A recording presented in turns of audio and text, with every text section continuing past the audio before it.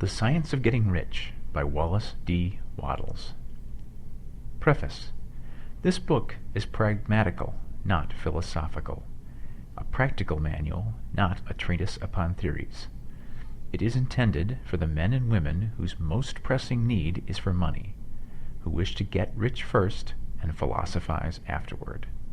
It is for those who have, so far, found neither the time, the means, nor the opportunity to go deeply into the study of metaphysics, but who want results and who are willing to take the conclusions of science as a basis for action, without going into all the processes by which those conclusions were reached.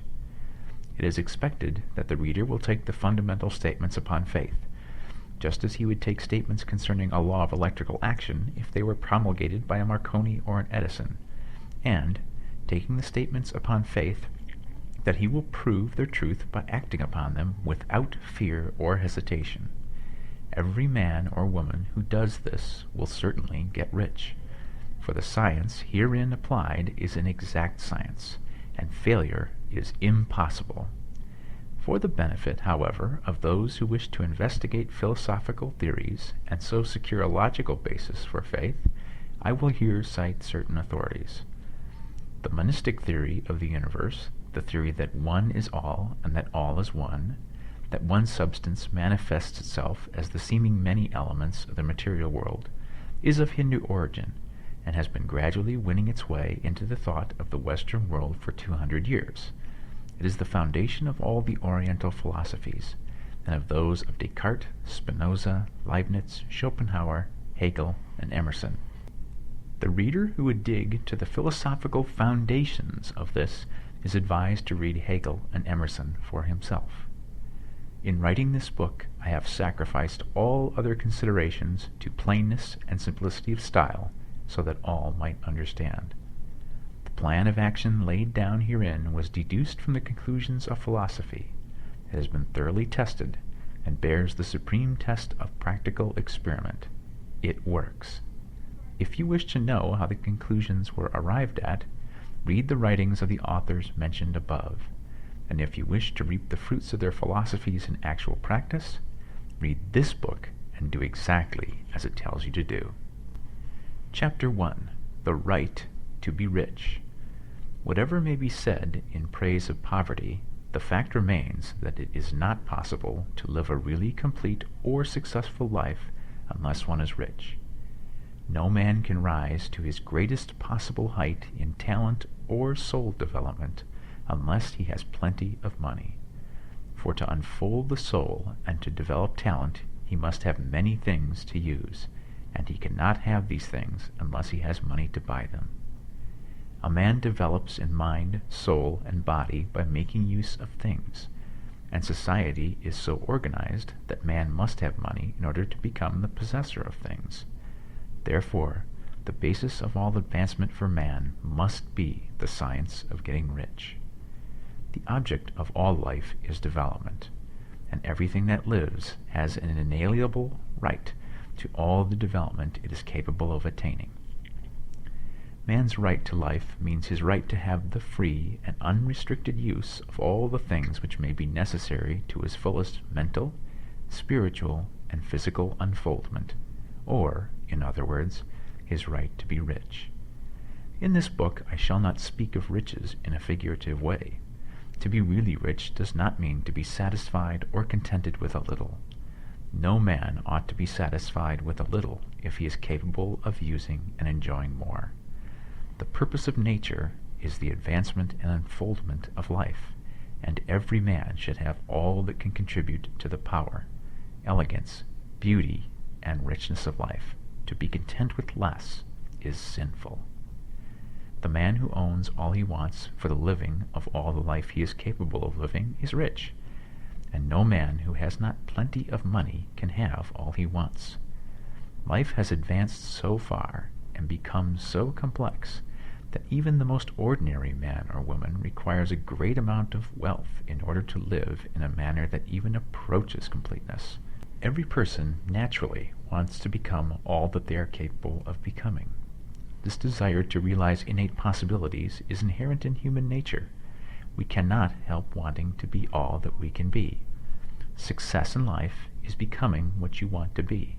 You can become what you want to be only by making use of things, and you can only have the free use of things only as you become rich enough to buy them.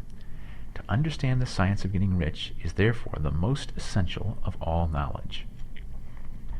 There is nothing wrong in wanting to get rich. The desire for riches is really the desire for a richer, fuller, and more abundant life. And that desire is praiseworthy. The man who does not desire to live more abundantly is abnormal, and so the man who does not desire to have money enough to buy all he wants is abnormal. There are three motives for which we live. We live for the body, we live for the mind, and we live for the soul. No one of these is better or holier than the other. All are alike desirable, and no one of the three, body, mind, or soul, can live fully if either of the others is cut short of full life and expression. It is not right or noble to live only for the soul and deny mind or body, and it is wrong to live for the intellect and deny body or soul. We are all acquainted with the loathsome consequences of living for the body and denying both mind and soul, and we see that real life means the complete expression of all that man can give forth through body, mind, and soul.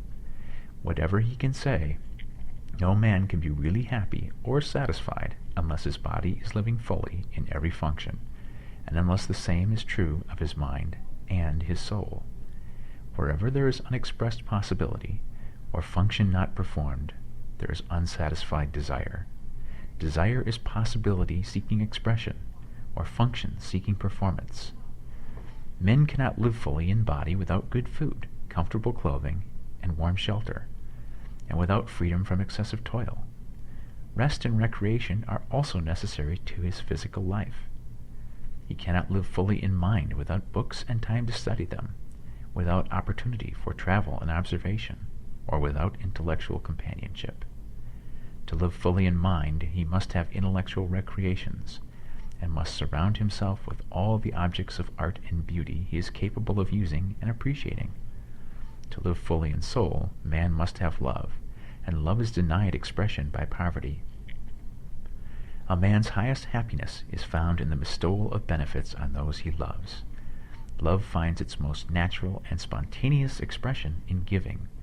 The man who has nothing to give cannot fill his place as husband or father, as a citizen, or as a man. It is in the use of material things that a man finds full life for his body, develops his mind, and unfolds his soul. It is therefore of supreme importance to him that he should be rich. It is perfectly right that you should desire to be rich. If you are a normal man or woman, you cannot help doing so. It is perfectly right that you should give your best attention to the science of getting rich, for it is the noblest and most necessary of all studies.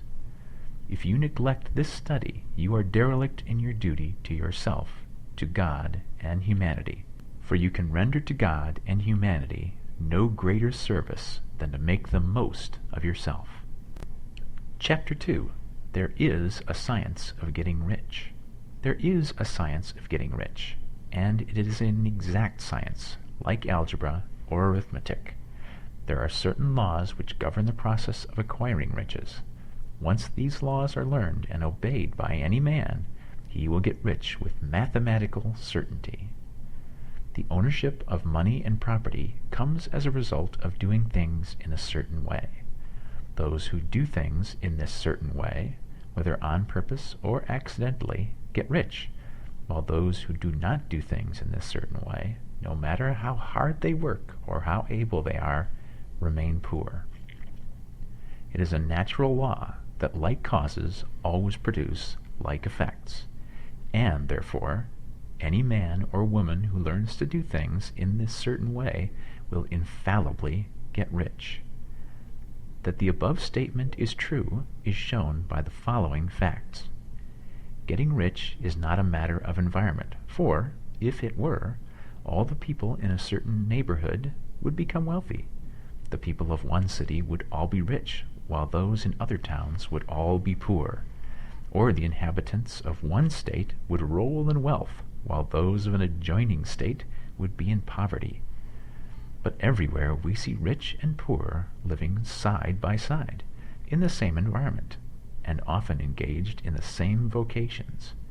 When two men are in the same locality and in the same business, and one gets rich while the other remains poor, it shows that getting rich is not, primarily, a matter of environment. Some environments may be more favorable than others, but when two men in the same business are in the same neighborhood, and one gets rich while the other fails, it indicates that getting rich is the result of doing things in a certain way. And further, the ability to do things in this certain way is not due solely to the possession of talent, for many people who have great talent remain poor, while others who have very little talent get rich.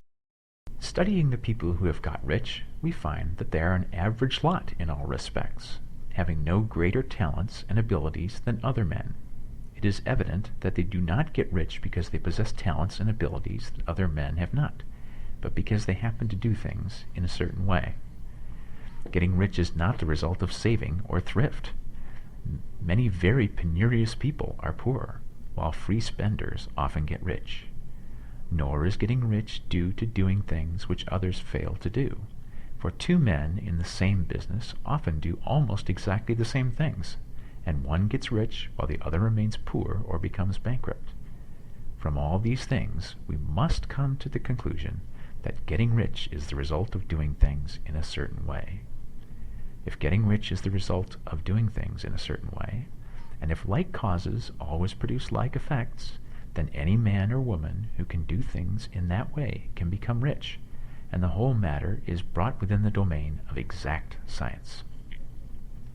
The question arises here whether this certain way may not be so difficult that only a few may follow it. This cannot be true, as we have seen, so far as natural ability is concerned. Talented people get rich, and blockheads get rich. Intellectually brilliant people get rich, and very stupid people get rich. Physically strong people get rich, and weak and sickly people get rich. Some degree of ability to think and understand is, of course, essential. But in so far natural ability is concerned, any man or woman who has sense enough to read and understand these words can certainly get rich. Also, we have seen that it is not a matter of environment. Location counts for something. One would not go to the heart of the Sahara and expect to do successful business.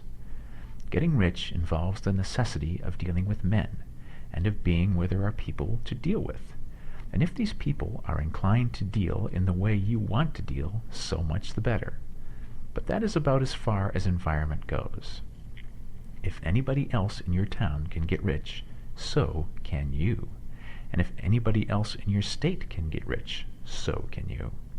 Again, it is not a matter of choosing some particular business or profession. People get rich in every business and in every profession, while their next-door neighbors in the same vocation remain in poverty. It is true that you will do best in a business which you like, and which is congenial to you. And if you have certain talents which are well developed, you will do best in a business which calls for the exercise of those talents. Also, you will do best in a business which is suited to your locality. An ice cream parlor would do better in a warm climate than in Greenland, and a salmon fishery will succeed better in the Northwest than in Florida, where there are no salmon. But aside from these general limitations, getting rich is not dependent upon your engaging in some particular business, but upon your learning to do things in a certain way. If you are now in business, and anybody else in your locality is getting rich in the same business, while you are not getting rich, it is because you are not doing things in the same way that the other person is doing them. No one is prevented from getting rich by lack of capital.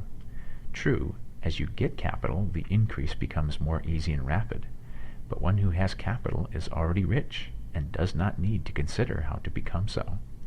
No matter how poor you may be, if you begin to do things in a certain way, you will begin to get rich, and you will begin to have capital. The getting of capital is a part of the process of getting rich, and it is a part of the result which invariably follows the doing of things in a certain way. You may be the poorest man on the continent, and be deeply in debt. You may have neither friends, influence, nor resources.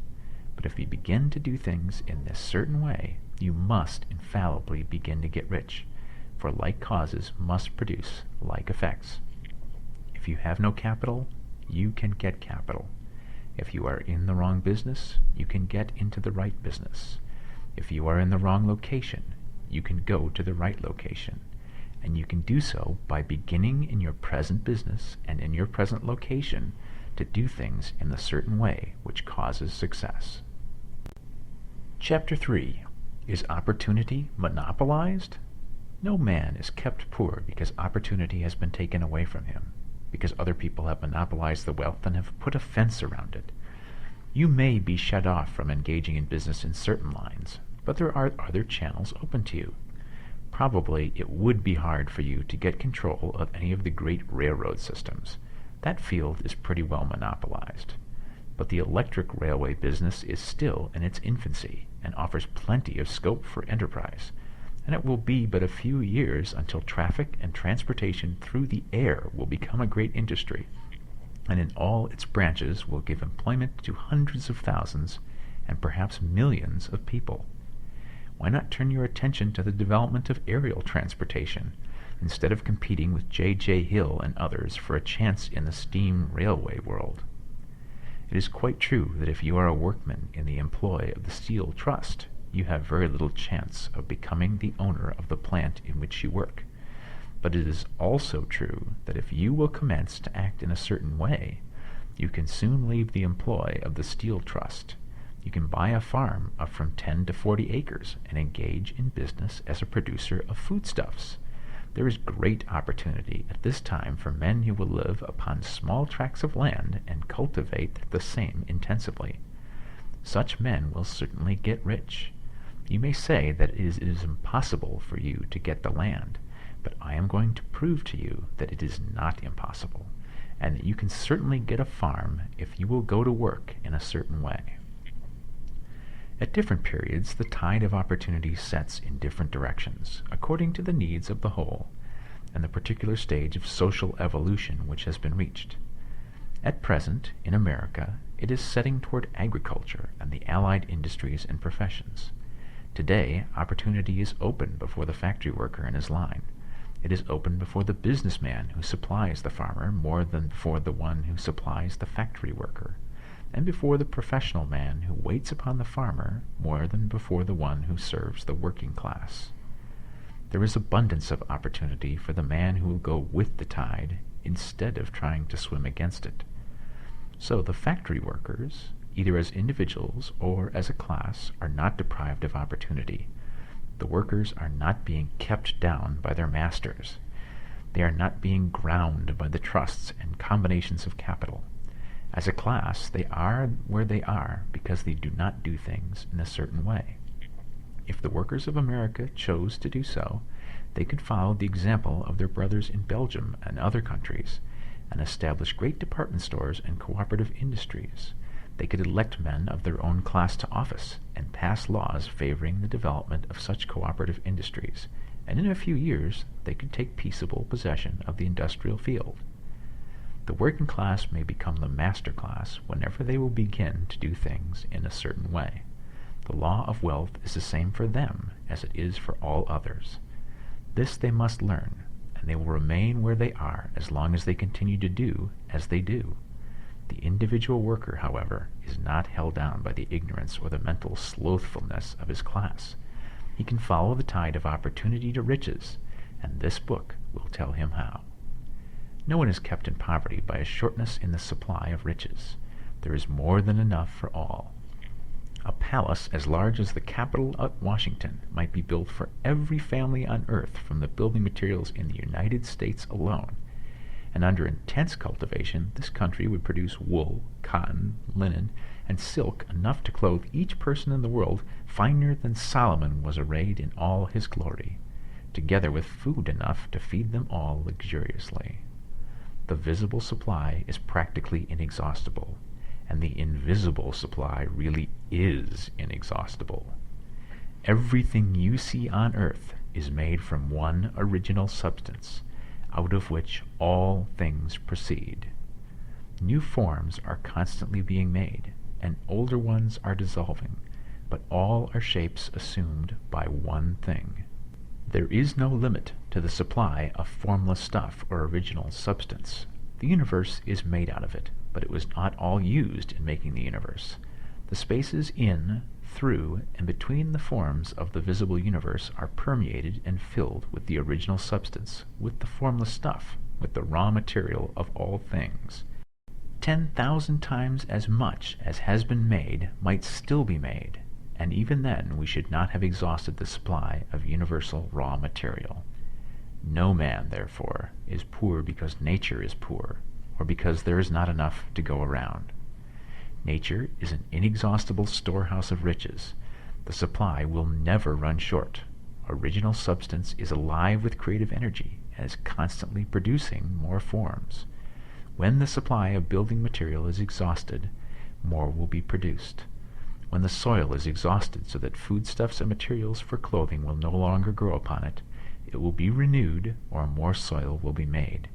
When all the gold and silver has been dug from the earth, if man is still in such a stage of social development that he needs gold and silver, more will be produced from the formless.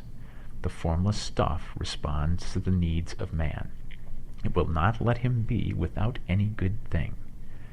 This is true of man collectively. The race as a whole is always abundantly rich, and if individuals are poor, it is because they do not follow the certain way of doing things which makes the individual man rich.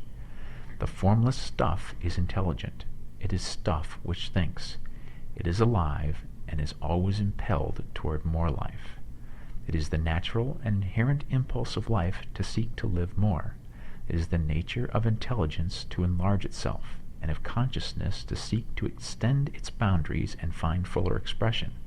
The universe of forms has been made by formless living substance, throwing itself into form in order to express itself more fully. The universe is a great living presence, always moving inherently toward more life and fuller functioning. Nature is formed for the advancement of life. Its impelling motive is the increase of life. For this cause, everything which can possibly minister to life is bountifully provided. There can be no lack unless God is to contradict himself and nullify his own works. You are not kept poor by lack in the supply of riches. It is a fact which I shall demonstrate a little farther on, that even the resources of the formless supply are at the command of the man or woman who will act and think in a certain way. Chapter 4. The first principle in the science of getting rich.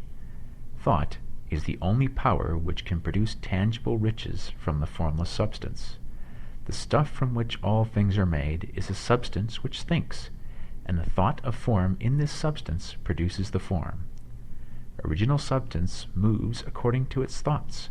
Every form and process you see in nature is the visible expression of a thought in original substance. As the formless stuff thinks of a form, it takes that form. As it thinks of a motion, it makes that motion. That is the way all things were created. We live in a thought world, which is part of a thought universe. The thought of a moving universe extended throughout formless substance, and the thinking stuff moving according to that thought took the form of systems of planets and maintains that form. Thinking substance takes the form of its thought and moves according to the thought. Holding the idea of a circling system of suns and worlds, it takes the form of those bodies and moves them as it thinks. Thinking the form of a slow-growing oak tree, it moves accordingly and produces the tree, though centuries may be required to do the work. In creating, the formless seems to move according to the lines of motions it has established.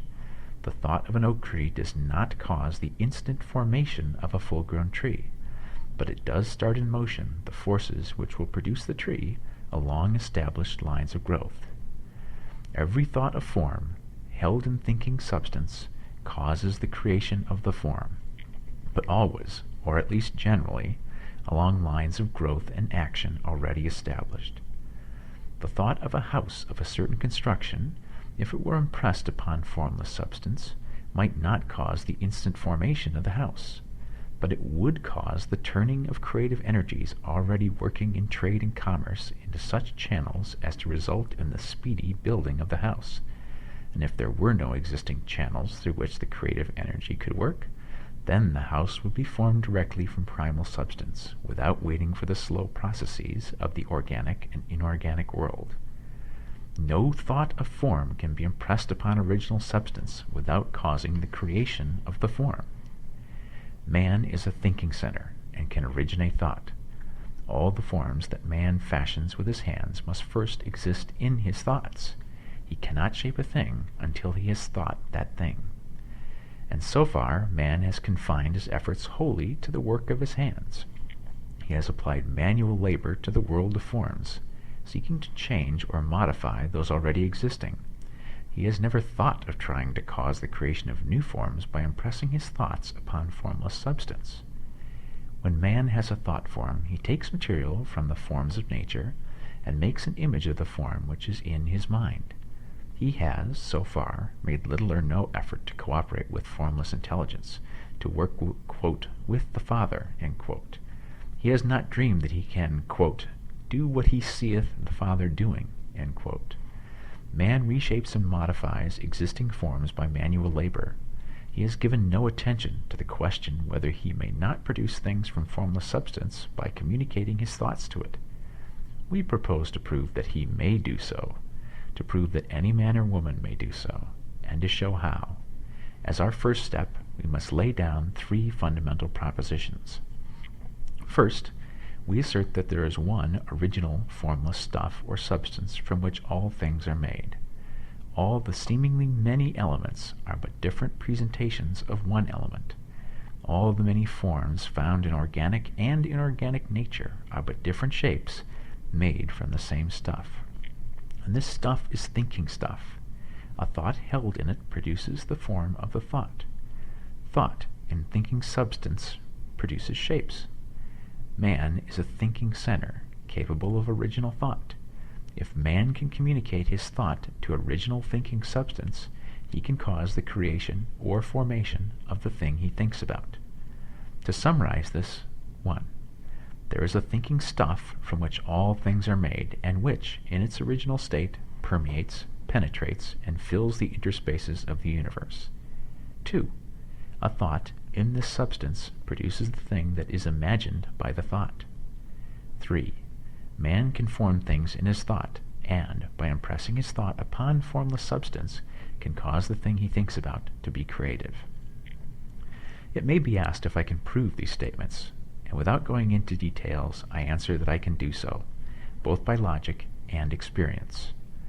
Reasoning back from the phenomena of form and thought, I come to one original thinking substance, and reasoning forward from this thinking substance, I come to man's power to cause the formation of the thing he thinks about.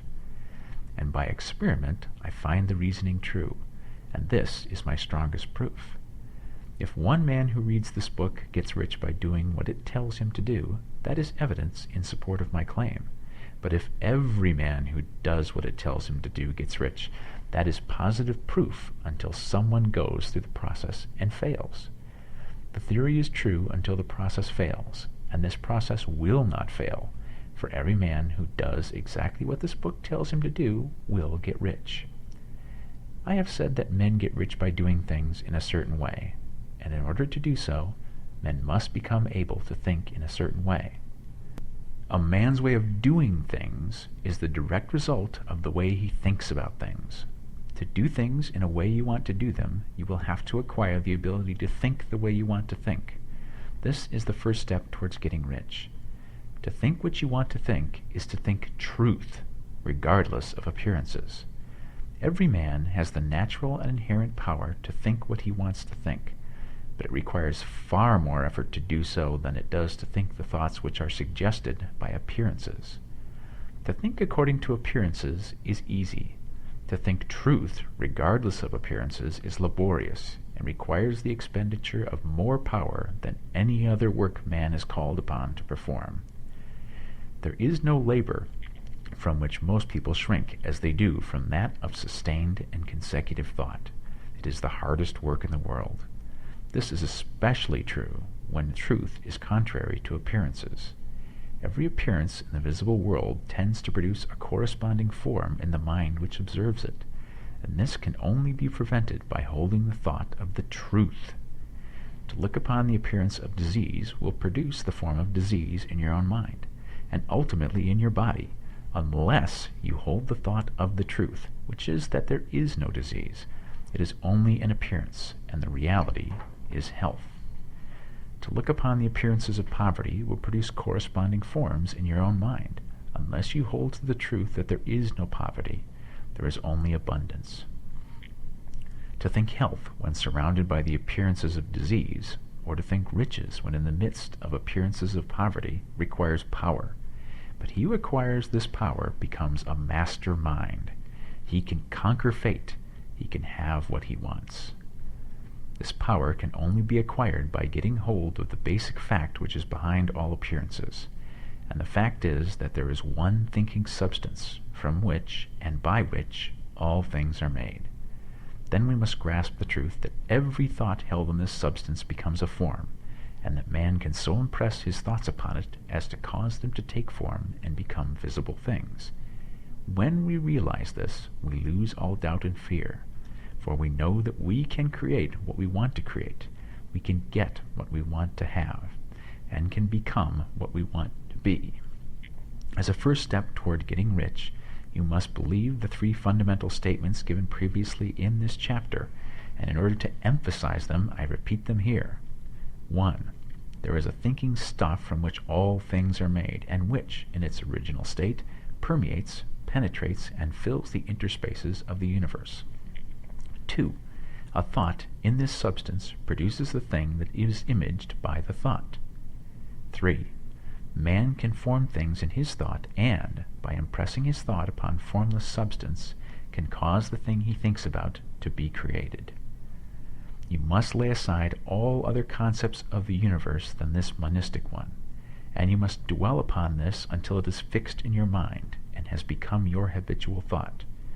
Read these creed statements over and over again, fix every word upon your memory, and meditate upon them until you firmly believe what they say. If a doubt comes to you, cast it aside as a sin. Do not listen to arguments against this idea. Do not go to churches or lectures where a contrary concept of things is taught or preached. Do not read magazines or books which teach a different idea. If you get mixed up in your faith, all your efforts will be in vain. Do not ask why these things are true, nor speculate as to how they can be true. Simply take them on trust. The science of getting rich begins with the absolute acceptance of this faith. Chapter 5. Increasing Life. You must get rid of the last vestige of the old idea that there is a deity whose will it is that you should be poor, or whose purposes may be served by keeping you in poverty. The intelligent substance which is all, and in all, and which lives in all, and lives in you, is a consciously living substance. Being a consciously living substance, it must have the nature and inherent desire of every living intelligence for increase of life. Every living thing must continually seek for the enlargement of its life, because life, in the mere act of living, must increase itself. A seed, dropped into the ground, springs into activity, and in the act of living produces 100 more seeds. Life, by living, multiplies itself. It is forever becoming more. It must do so if it continues to be at all. Intelligence is under the same necessity for continuous increase. Every thought we think makes it necessary for us to think another thought. Consciousness is continually expanding. Every fact we learn leads us to the learning of another fact. Knowledge is continually increasing. Every talent we cultivate brings to the mind the desire to cultivate another talent. We are subject to the urge of life, seeking expression, which ever drives us on to know more, to do more, and to be more. In order to know more, do more, and be more, we must have more. We must have things to use, for we learn and do and become only by using things. We must get rich so that we can live more. The desire for riches is simply the capacity for larger life seeking fulfillment. Every desire is the effort of an unexpressed possibility to come into action. It is power seeking to manifest which causes desire. That which makes you want more money is the same as that which makes the plant grow. It is life seeking fuller expression. The one living substance must be subject to this inherent law of all life. It is permeated with the desire to live more. That is why it is under the necessity of creating things. The one substance desires to live more in you. Hence it wants you to have all the things you can use. It is the desire of God that you should get rich. He wants you to get rich because he can express himself better through you if you have plenty of things to use in giving him expression. He can live more in you if you have unlimited command of the means of life. The universe desires you to have everything you want to have. Nature is friendly to your plans. Everything is naturally for you. Make up your mind that this is true. It is essential, however, that your purpose should harmonize with the purpose that is in all. You must want real life, not mere pleasure of sensual gratification.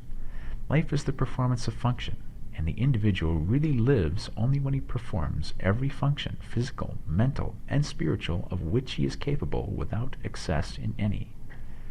You do not want to get rich in order to live swinishly for the gratification of animal desires. That is not life. But the performance of every physical function is a part of life, and no one lives completely who denies the impulses of the body a normal and healthful expression. You do not want to get rich solely to enjoy mental pleasures, to get knowledge, to gratify ambition, to outshine others, to be famous.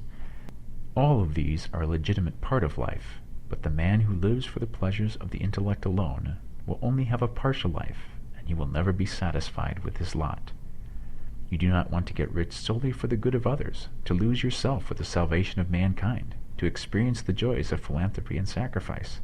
The joys of the soul are only a part of life, and they are no better or nobler than any other part. You want to get rich in order that you may eat, drink, and be merry when it is time to do these things, in order that you may surround yourself with beautiful things, see distant lands, feed your mind, and develop your intellect, in order that you may love men and do kind things, and be able to play a good part in helping the world to find truth. But remember that extreme altruism is no better and no nobler than extreme selfishness. Both are mistakes. Get rid of the idea that God wants you to sacrifice yourself to others, and that you can secure his favor by doing so. God requires nothing of the kind. What he wants is that you should make the most of yourself, and for others. And you can help others more by making the most of yourself than in any other way.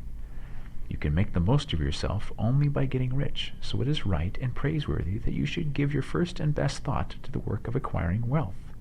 Remember, however, that the desire of substance is for all, and its movements must be for more life to all. It cannot be made to work for less life to any, because it is equally in all, seeking riches and life. Intelligent substance will make things for you, but it will not take things away from someone else and give them to you. You must get rid of the thought of competition. You are to create, not to compete for what is already created. You do not have to take anything away from anyone. You do not have to drive sharp bargains. You do not have to cheat or to take advantage. You do not need to let any man work for you for less than he earns. You do not have to covet the property of others or to look at it with wishful eyes. No man has anything of which you cannot have the like, and that without taking what he has away from him. You are to become a creator, not a competitor. You are going to get what you want, but in such a way that when you get it, every other man will have more than he has now. I am aware that there are men who get a vast amount of money by proceeding in direct opposition to the statements in the paragraph above, and may add a word of explanation here.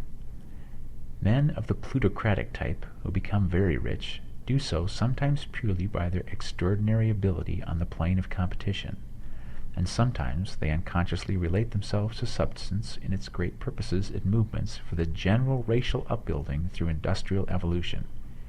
Rockefeller, Carnegie, Morgan, and the rest have been the unconscious agents of the supreme in the necessary work of systematizing and organizing productive industry, and in the end, their work will contribute immensely toward increased life for all.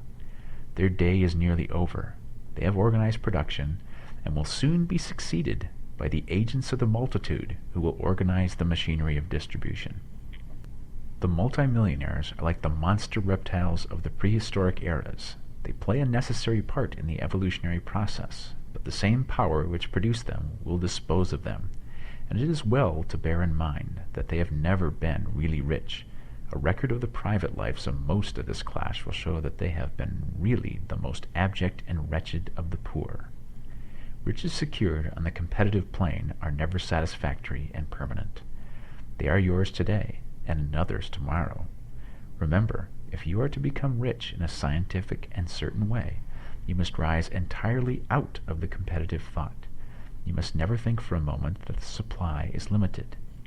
Just as soon as you begin to think that all the money is being cornered and controlled by bankers and others, and that you must exert yourself to get laws passed to stop this process and so on, in that moment you drop into the competitive mind, and your power to cause creation is gone for the time being. And what is worse, you will probably arrest the creative movements you have already instituted.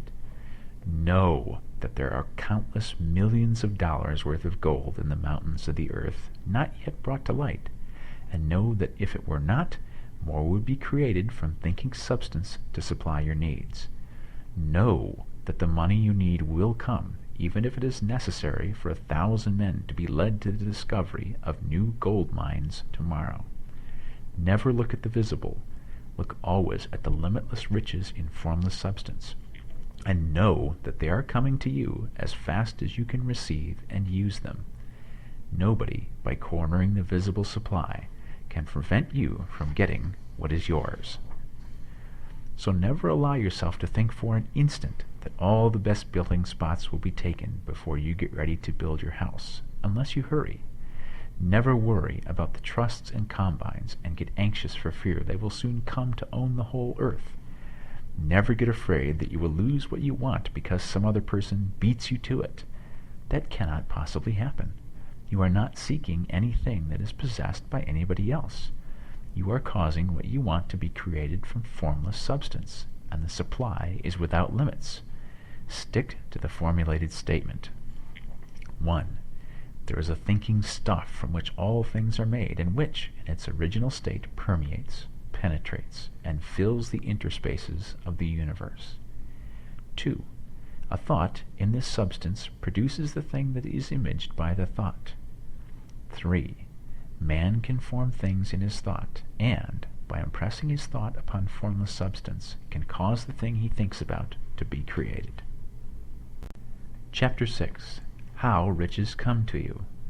When I say that you do not have to drive sharp bargains, I do not mean that you do not have to drive any bargains at all, or that you are above the necessity for having any dealings with your fellow men. I mean that you will not need to deal with them unfairly. You do not have to get something for nothing, but can give to every man more than you take from him. You cannot give every man more in cash value than you can take from him, but you can give him more in use value than the cash value of the thing you take from him. The paper, ink, and other material in this book may not be worth the money you pay for it, but if the ideas suggested by it bring you thousands of dollars, you have not been wronged by those who sold it to you. They have given you a great use value for a small cash value. Let us suppose that I own a picture by one of the great artists, which, in any civilized community, is worth thousands of dollars. I take it to Baffin Bay, and by salesmanship induce an Eskimo to give a bunch of furs worth $500 for it. I have really wronged him, for he has no use for the picture. It has no use value to him. It will not add to his life. But suppose I give him a gun worth $50 for his furs. Then he has made a good bargain. He has use for the gun. It will get him many more furs and much food. It will add to his life in every way. It will make him rich.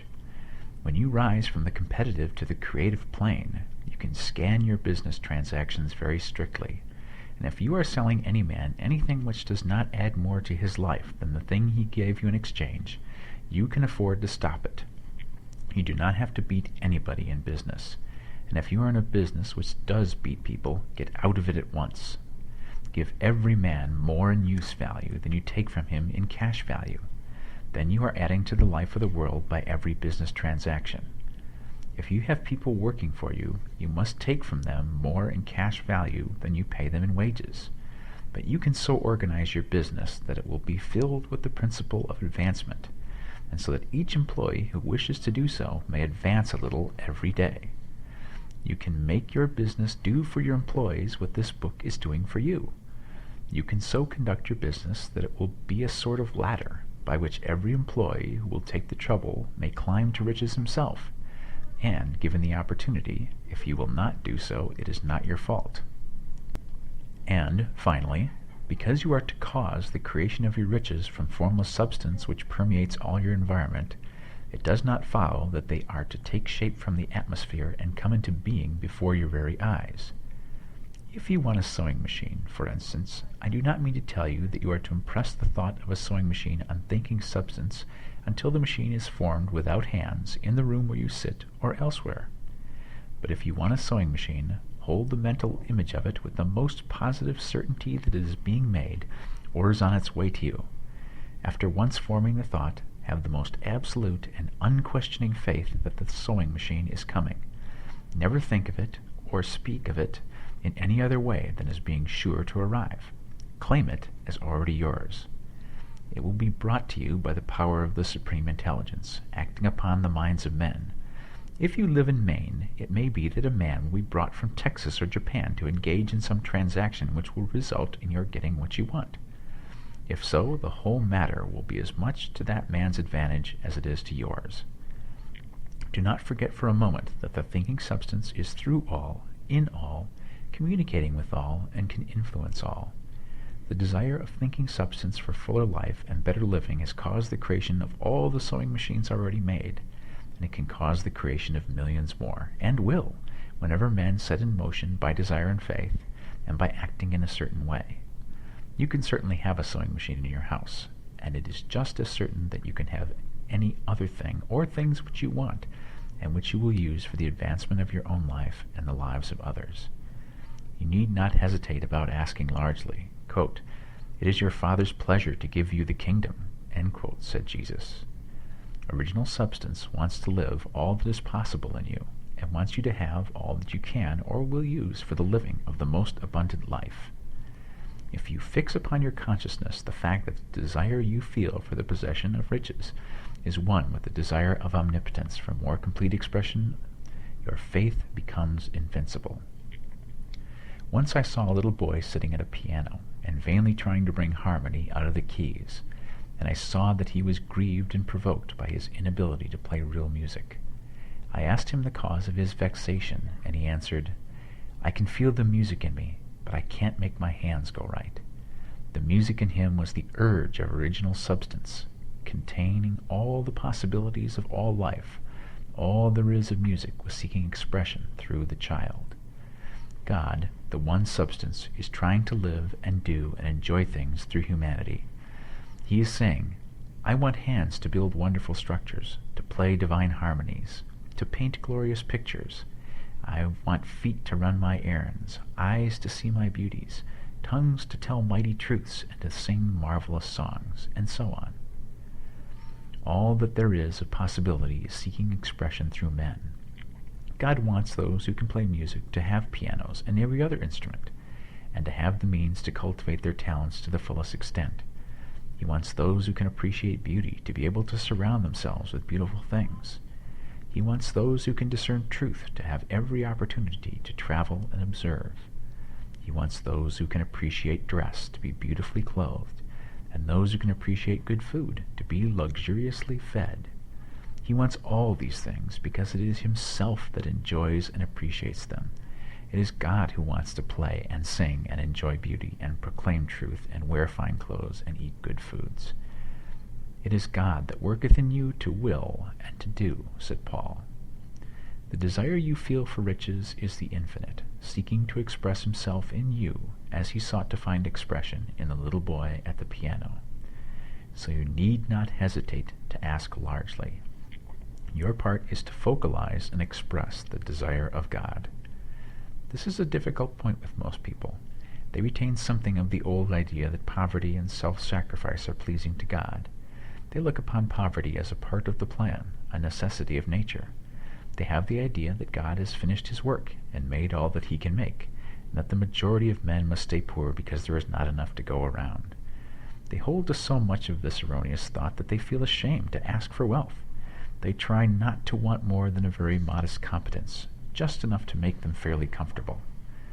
I recall now the case of one student who was told that he must get in mind a clear picture of the things he desired, so that the creative thought of them might be impressed on formless substance. He was a very poor man, living in a rented house, and having only what he earned from day to day, and he could not grasp the fact that all wealth was his. So, after thinking the matter over, he decided that he might reasonably ask for a new rug for the floor of his best room, and an anthracite coal stove to heat the house during the winter. Following the instructions given in this book, he obtained these things in a few months, and then it dawned upon him that he had not asked enough. He went through the house in which he lived, and planned all the improvements he would like to make in it. He mentally added a bay window here and a room there, until it was complete in his mind as his ideal home. Then he planned its furnishings. Holding the whole picture in his mind, he began living in a certain way, and moving toward what he wanted. And he owns the house now, and is rebuilding it after the form of his mental image. And now, with still larger faith, he is going on to yet greater things. It has been unto him according to his faith, and it is so with you and with all of us. Chapter 7. Gratitude. The illustrations given in the last chapter will have conveyed to the reader the fact that the first step in getting rich is to convey the idea of your wants to the formless substance. This is true, and you will see that in order to do so, it becomes necessary to relate yourself to the formless intelligence in a harmonious way. To secure this harmonious relation is a matter of such primary and vital importance that I shall give some space to its discussion here, and give you instructions which, if you follow them, will be certain to bring you into perfect unity of mind with God. The whole process of mental adjustment and atonement can be summed up in one word: gratitude. First, you believe that there is one intelligent substance from which all things proceed. Second, you believe that this substance gives you everything you desire. And third, you relate yourself to it by feeling a deep and profound gratitude. Many people who order their lives rightly in all other ways are kept in poverty by their lack of gratitude. Having received one gift from God, they cut the wires which connect them with Him by failing to make acknowledgement. It is easy to understand that the nearer we live to the source of wealth, the more wealth we shall receive. And it is easy also to understand that the soul that is always grateful lives in closer touch with God than the one which never looks to Him in thankful acknowledgement. The more gratefully we fix our minds on the Supreme when good things come to us, the more good things we will receive, and the more rapidly they will come. And the reason simply is that the mental attitude of gratitude draws the mind into closer touch with the source from which the blessings come. If it is a new thought to you that gratitude brings your whole mind into closer harmony with the creative energies of the universe, consider it well, and you will see that it is true. The good things you already have come to you along the line of obedience to certain laws. Gratitude will lead your mind out along the ways by which things come, and it will keep you in close harmony with creative thought and prevent you from falling into competitive thought. Gratitude alone can keep you looking toward the all, and prevent you from falling into the error of thinking of the supply as limited, and to do that would be fatal to your hopes. There is a law of gratitude, and it is absolutely necessary that you should observe the law if you are to get the results you seek. The law of gratitude is the natural principle that action and reaction are always equal and in opposite directions. The grateful outreaching of your mind in thankful praise to the Supreme is a liberation or expenditure of force. It cannot fail to reach that to which it is addressed, and the reaction is an instantaneous movement towards you. Draw nigh unto God, and He will draw nigh unto you. That is a statement of psychological truth. And if your gratitude is strong and constant, the reaction in formless substance will be strong and continuous.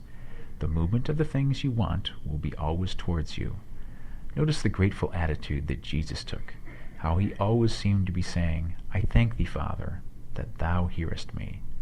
You cannot exercise much power without gratitude, for it is gratitude that keeps you connected with power. But the value of gratitude does not consist solely in getting you more blessings in the future. Without gratitude, you cannot long keep from dissatisfied thought regarding things as they are. The moment you permit your mind to dwell with dissatisfaction upon things as they are, you begin to lose ground. You fix attention upon the common, the ordinary, the poor, and the squalid and mean, and your mind takes the form of these things.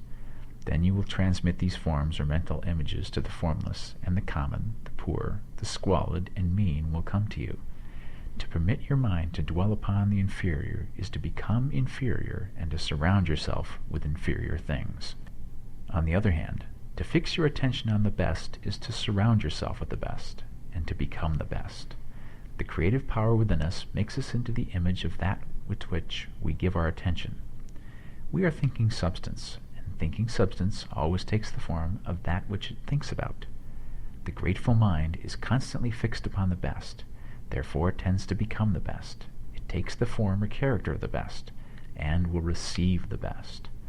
Also, faith is born of gratitude. The grateful mind continually expects good things, and expectation becomes faith. The reaction of gratitude upon one's own mind produces faith, and every outgoing wave of grateful thanksgiving increases faith. He who has no feeling of gratitude cannot long retain a living faith, and without a living faith you cannot get rich by the creative method, as we shall see in the following chapters.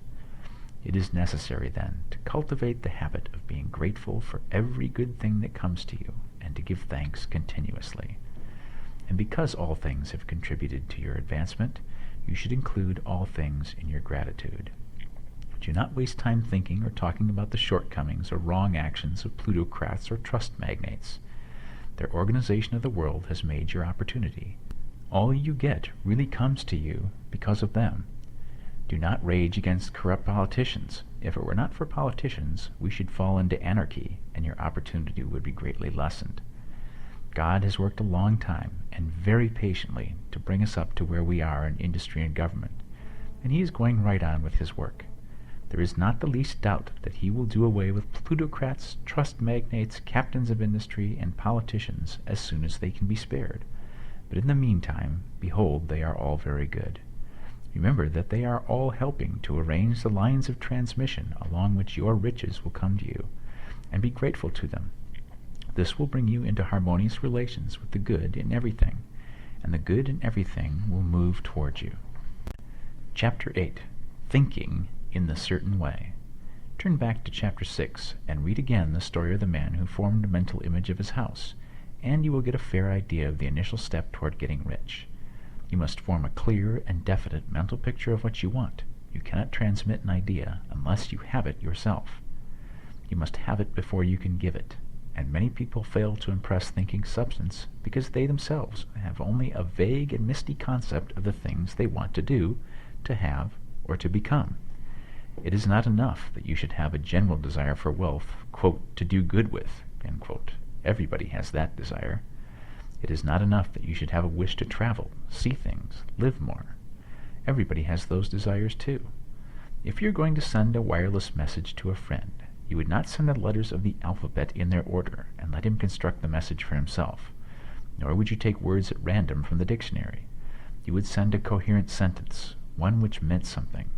When you try to impress your wants upon substance, remember that it must be done by a coherent statement. You must know what you want and be definite. You can never get rich or start the creative power into action by sending out unformed longings and vague desires. Go over your desires just as the man I have described went over his house. See just what you want and get a clear mental picture of it as you wish it to look when you get it.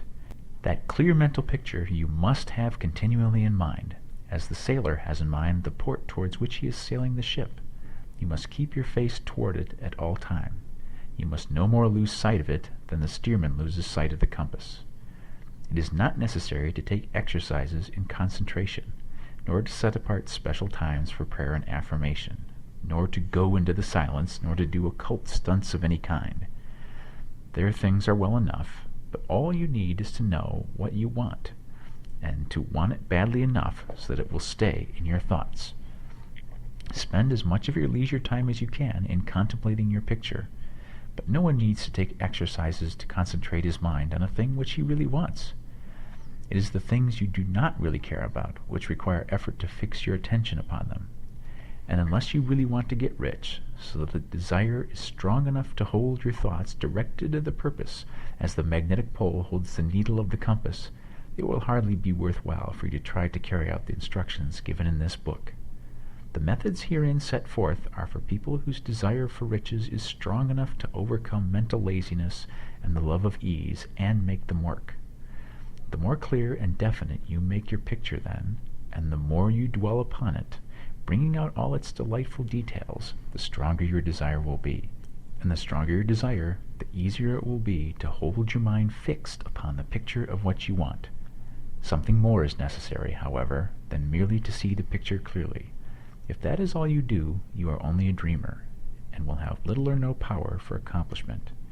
Behind your clear vision must be the purpose to realize it, to bring it out into tangible expression. And behind this purpose must be an invincible and unwavering faith that the thing is already yours, that it is at hand, and you have only to take possession of it. Live in the new house mentally, until it takes form around you physically. In the mental realm, enter at once into full enjoyment of the things you want. Whatsoever things ye ask for when ye pray, believe that ye receive them, and ye shall have them, said Jesus. See the things you want as if they were actually around you all the time.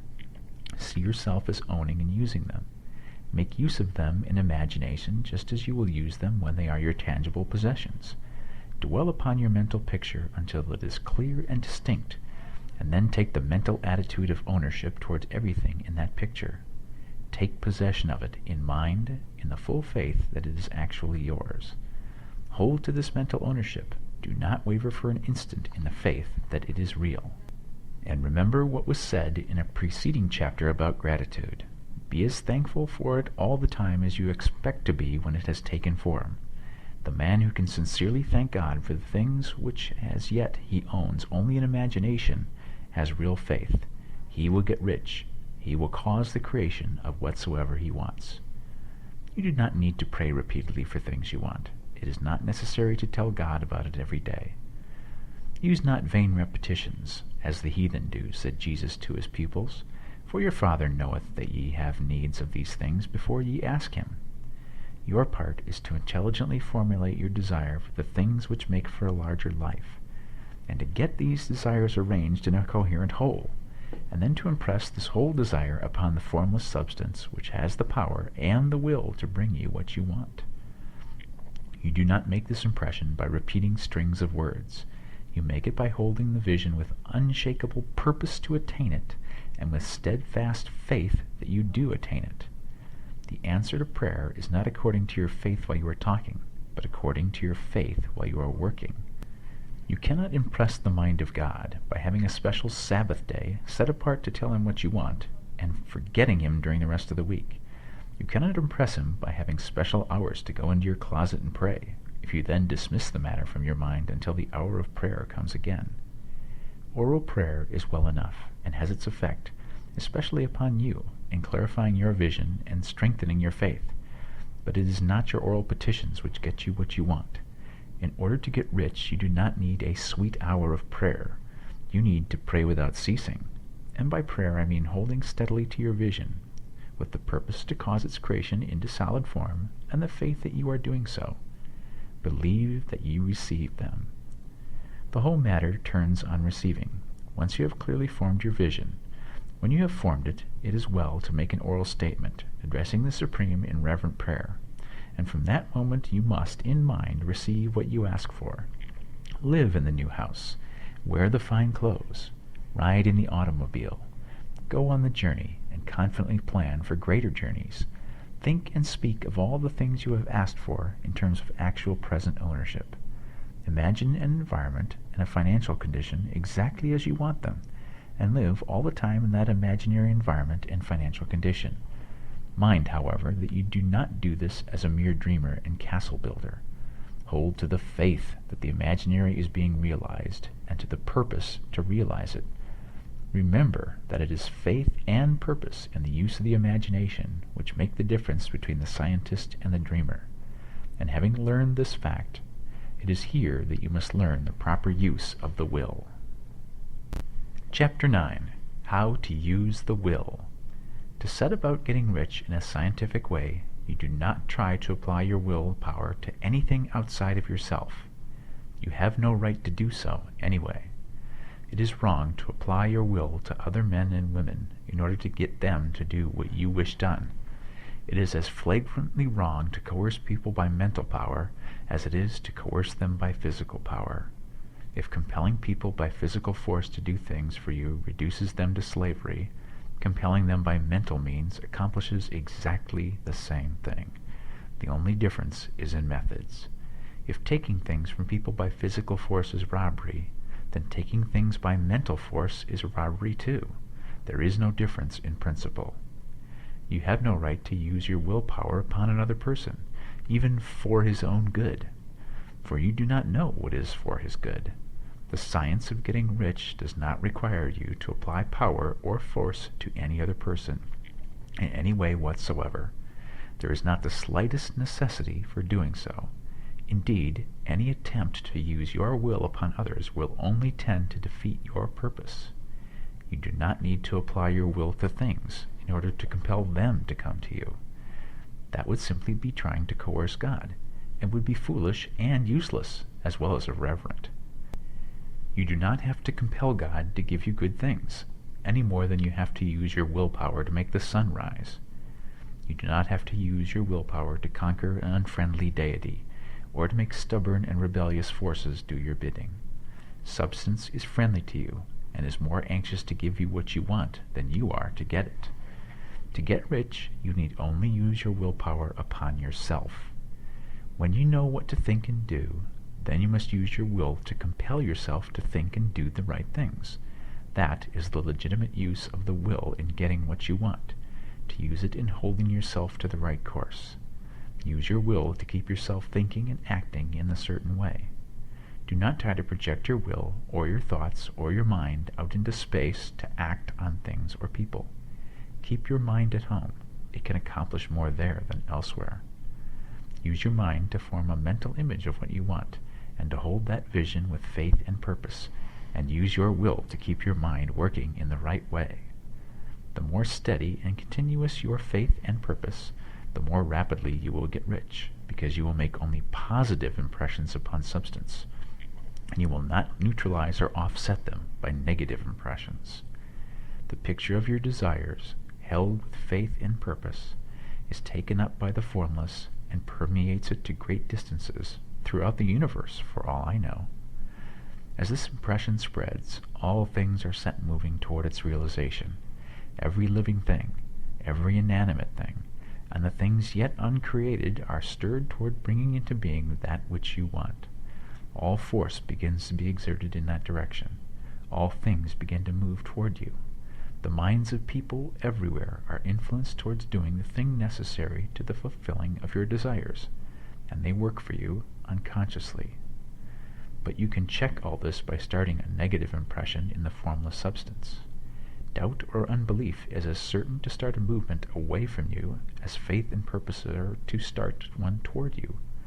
It is by not understanding this that most people who try to make use of mental science in getting rich make their failure. Every hour and moment you spend in giving heed to doubts and fears, every hour you spend in worry, every hour in which your soul is possessed by unbelief, sets a current away from you in the whole domain of intelligent substance. All the promises are unto them that believe, and unto them only. Notice how insistent Jesus was upon this point of belief, and now you know the reason why. Since belief is all important, it behooves you to guard your thoughts, and as your beliefs will be shaped to a very great extent by the things you observe and think about, it is important that you should command your attention. And here the will comes into use, for it is by your will that you will determine upon what things your attention shall be fixed.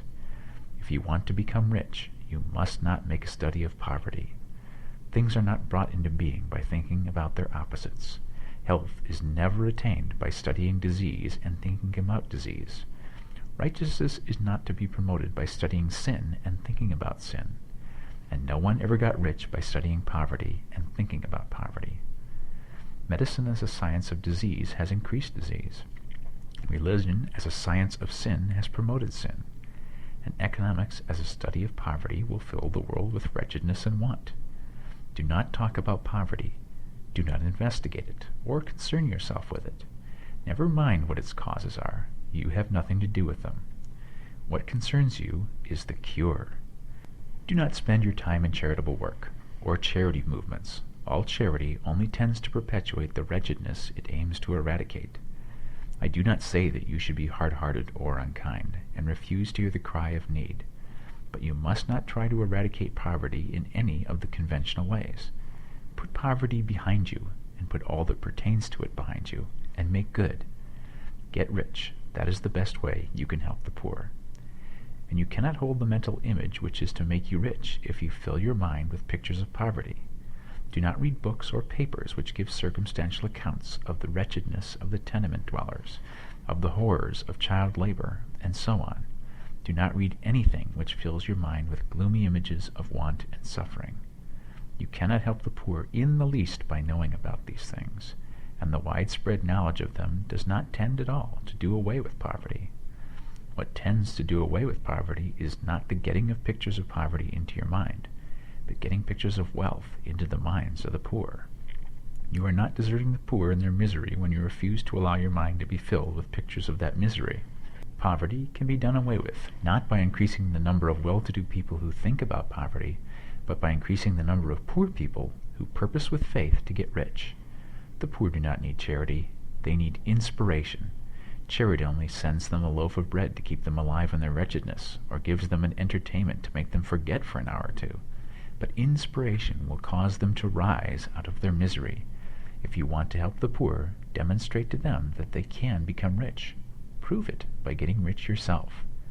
The only way in which poverty will ever be banished from this world is by getting a large and constantly increasing number of people to practice the teachings of this book.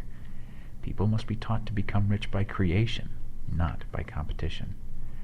Every man who becomes rich by competition throws down behind him the ladder by which he rises, and keeps others down. But every man who gets rich by creation opens a way for thousands to follow him, and inspires them to do so. You are not showing hardness of heart or an unfeeling disposition when you refuse to pity poverty, see poverty, read about poverty, or think or talk about it, or to listen to those who do talk about it. Use your willpower to keep your mind off the subject of poverty, and to keep it fixed with faith and purpose on the vision of what you want. Chapter 10. Further Use of the Will. You cannot retain a true and clear vision of wealth if you are constantly turning your attention to opposing pictures, whether they be external or imagery. Do not tell of your past troubles of a financial nature, if you have had them. Do not think of them at all. Do not tell of the poverty of your parents or the hardships of your early life. To do any of these things is to mentally class yourself with the poor for the time being, and it will certainly check the movement of things in your direction. Let the dead bury their dead, as Jesus said. Put poverty and all things that pertain to poverty completely behind you. You have accepted a certain theory of the universe as being correct, and are resting all your hopes of happiness on its being correct. And what can you gain by giving heed to conflicting theories? Do not read religious books which tell you that the world is soon coming to an end, and do not read the writings of muckrakers and pessimistic philosophers who tell you that it is going to the devil. The world is not going to the devil. It is going to God. It is wonderful becoming. True, there may be a good many things in existing conditions which are disagreeable, but what is the use of studying them when they are certainly passing away, and when the study of them only tends to check their passing and keep them with us? Why give time and attention to things which are being removed by evolutionary growth, when you can hasten their removal only by promoting the evolutionary growth as far as your part of it goes? No matter how horrible in seeming may be the conditions in certain countries, sections, or places, you waste your time and destroy your own chances by considering them. You should interest yourself in the world's becoming rich. Think of the riches the world is coming into, instead of the poverty it is growing out of, and bear in mind that the only way in which you can assist the world in growing rich is by growing rich yourself through the creative method, not the competitive one. Give your attention wholly to riches, ignore poverty. Whenever you think or speak of those who are poor, think and speak of them as those who are becoming rich, as those who are to be congratulated rather than pitied. Then they and others will catch the inspiration and begin to search for the way out. Because I say that you are to give your whole time and mind and thought to riches, it does not follow that you are to be sordid or mean.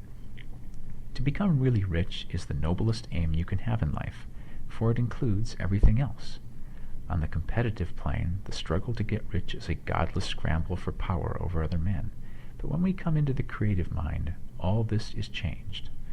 All that is possible in the way of greatness and soul unfoldment, of service and lofty endeavor, comes by way of getting rich. All is made possible by the use of things. If you lack for physical health, you will find that the attainment of it is conditional on your getting rich. Only those who are emancipated from financial worry and have the means to live a carefree existence and follow hygienic practices can have and retain health. Moral and spiritual greatness is possible only to those who are above the competitive battle for existence, and only those who are becoming rich on the plane of creative thought are free from the degrading influence of competition. If your heart is set on domestic happiness, remember that love flourishes best where there is refinement, a high level of thought, and freedom from corrupting influences. And these are to be found only where riches are attained by the exercise of creative thought, without strife or rivalry. You can aim at nothing so great or noble, I repeat, as to become rich, and you must fix your attention upon your mental pictures of rich, to the exclusion of all that may tend to dim or obscure that vision. You must learn to see the underlying truth in all things. You must see beneath all seemingly wrong conditions the great one life ever moving forward towards fuller expression and more complete happiness. It is the truth that there is no such thing as poverty, that there is only wealth. Some people remain in poverty because they are ignorant of the fact that there is wealth for them, and these can best be taught by showing them the way to affluence in your own person and practice.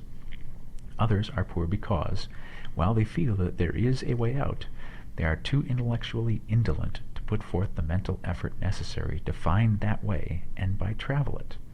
And for these, the very best thing you can do is to arouse their desire by showing them the happiness that comes from being rightly rich. Others still are poor because, while they have some notion of science, they have become so swamped and lost in the maze of metaphysical and occult theories that they do not know which road to take. They try a mixture of many systems and fail in all. For these, again, the very best thing to do is show the right way in your own person and practice. An ounce of doing things is worth a pound of theorizing. The very best thing you can do for the whole world is to make the most of yourself. You can serve God and man in no more effective way than by getting rich. That is, if you get rich by the creative method and not by the competitive one. Another thing. We assert that this book gives in detail the principles of the science of getting rich, and if that is true, you do not need to read any other book upon the subject. This may sound narrow and egotistical, but consider, there is no more scientific method of computation in mathematics than by addition, subtraction, multiplication, and division. No other method is possible. There can be but one shortest distance between 2 points. There is only one way to think scientifically, and that is to think in the way that leads by the most direct and simple route to the goal. No man has yet formulated a briefer or less complex system than the one set forth herein. It has been stripped of all non-essentials.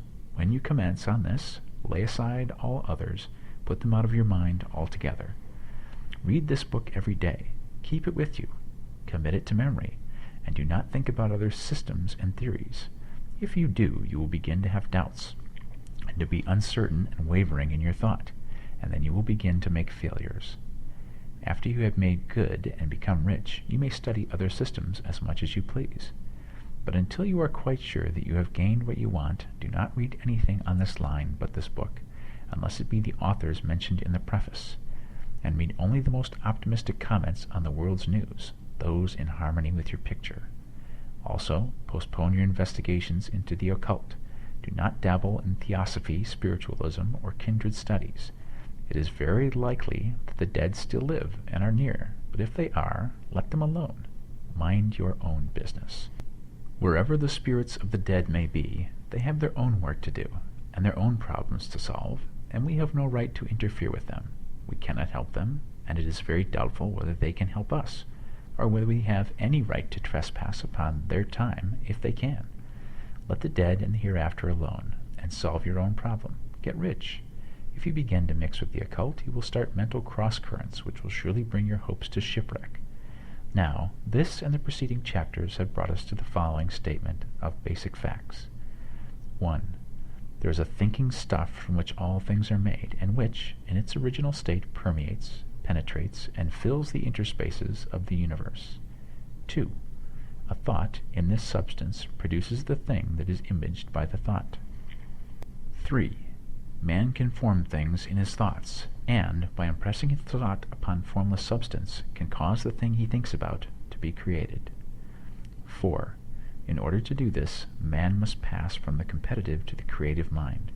He must form a clear mental picture of the things he wants, and hold this picture in his thoughts with the fixed purpose to get what he wants, and the unwavering faith that he does get what he wants, closing his mind against all that may tend to shake his purpose, dim his vision, or quench his faith. And in addition to all of this, we shall see now that he must live and act in a certain way. Chapter 11. Acting in a certain way. Thought is the creative power, or the impelling force, which causes the creative power to act. Thinking in a certain way will bring riches to you, but you must not rely upon thought alone, paying no attention to personal action. That is the rock upon which many otherwise scientific metaphysical thinkers meet shipwreck, the failure to connect thought with personal action. We have not yet reached the stage of development, even supposing such a stage to be possible, in which man can create directly from formless substance without nature's processes or the work of human hands. Man must not only think, but his personal action must supplement his thought. By thought you can cause the gold in the hearts of the mountains to be impelled towards you, but it will not mine itself, refine itself, coin itself into double eagles, or come rolling along the roads seeking its way into your pocket. Under the impelling power of the Supreme Spirit, men's affairs will be so ordered that someone will be led to mine the gold for you. Other men's business transactions will be so directed that the gold will be brought towards you, and you must so arrange your own business affairs that you may be able to receive it when it comes to you. Your thought makes all things, animate and inanimate, work to bring you what you want, but your personal activity must be such that you can rightly receive what you want when it reaches you. You are not to take it as charity, nor to steal it. You must give every man more in use value than he gives you in cash value. The scientific use of thought consists in forming a clear and distinct mental image of what you want, in holding fast to the purpose to get what you want, and in realizing with grateful faith that you do get what you want. Do not try to project your thought in any mysterious or occult way, with the idea of having it go out and do things for you. That is wasted effort, and will weaken your power to think with sanity. The action of thought in getting rich is fully explained in the preceding chapters. Your faith and purpose positively impress your vision upon formless substance, which has the same desire for more life that you have. And this vision, received from you, sets all the creative forces at work in and through their regular channels of action, but directed toward you. It is not your part to guide or supervise the creative process. All you have to do with that is to retain your vision, stick to your purpose, and maintain your faith and gratitude. But you must act in a certain way, so that you can appropriate what is yours when it comes to you, so that you can meet the things you have in your picture, and put them in their proper places as they arrive. You can really see the truth of this. When things reach you, they will be in the hands of other men, who will ask an equivalent for them, and you can only get what is yours by giving the other man what is his. Your pocketbook is not going to be transformed into a Fortunatus purse, which shall always be full of money without effort on your part. This is the crucial point in the science of getting rich, right here, where thought and personal action must be combined. There are very many people who, consciously or unconsciously, set the creative forces in action by the strength and persistence of their desires, but who remain poor because they do not provide for the reception of the thing they want when it comes. By thought, the thing you want is brought to you. By action, you receive it. Whatever your action is to be, it is evident that you must act now. You cannot act in the past, and it is essential to the clearness of your mental vision that you dismiss the past from your mind. You cannot act in the future, for the future is not here yet, and you cannot tell how you will want to act in any future contingency until that contingency has arrived. Because you are not in the right business or the right environment now, do not think you must postpone action until you get into the right business or environment, and do not spend time in the present taking thought as to the best course in possible future emergencies. Have faith in your ability to meet any emergency when it arrives. If you act in the present with your mind on the future, your present action will be with a divided mind and will not be effective. Put your whole mind into present action. Do not give your creative impulses to original substance and then sit down and wait for results. If you do, you will never get them. Act now. There is never any time but now, and there never will be any time but now. If you are ever going to begin to make ready for the reception of what you want, you must begin now. And your action, whatever it is, must most likely be in your present business or employment, and must be upon the persons and things in your present environment. You cannot act where you are not. You cannot act where you have been. And you cannot act where you are going to be. You can act only where you are. Do not bother as to whether yesterday's work was well done or ill done. Do today's work well. Do not try to do tomorrow's work now. There will be plenty of time to do that when you get to it. Do not try by occult or mystical means to act on people or things that are out of your reach. Do not wait for a change of environment before you act. Get a change of environment by action. You can so act upon the environment in which you are now as to cause yourself to be transferred to a better environment.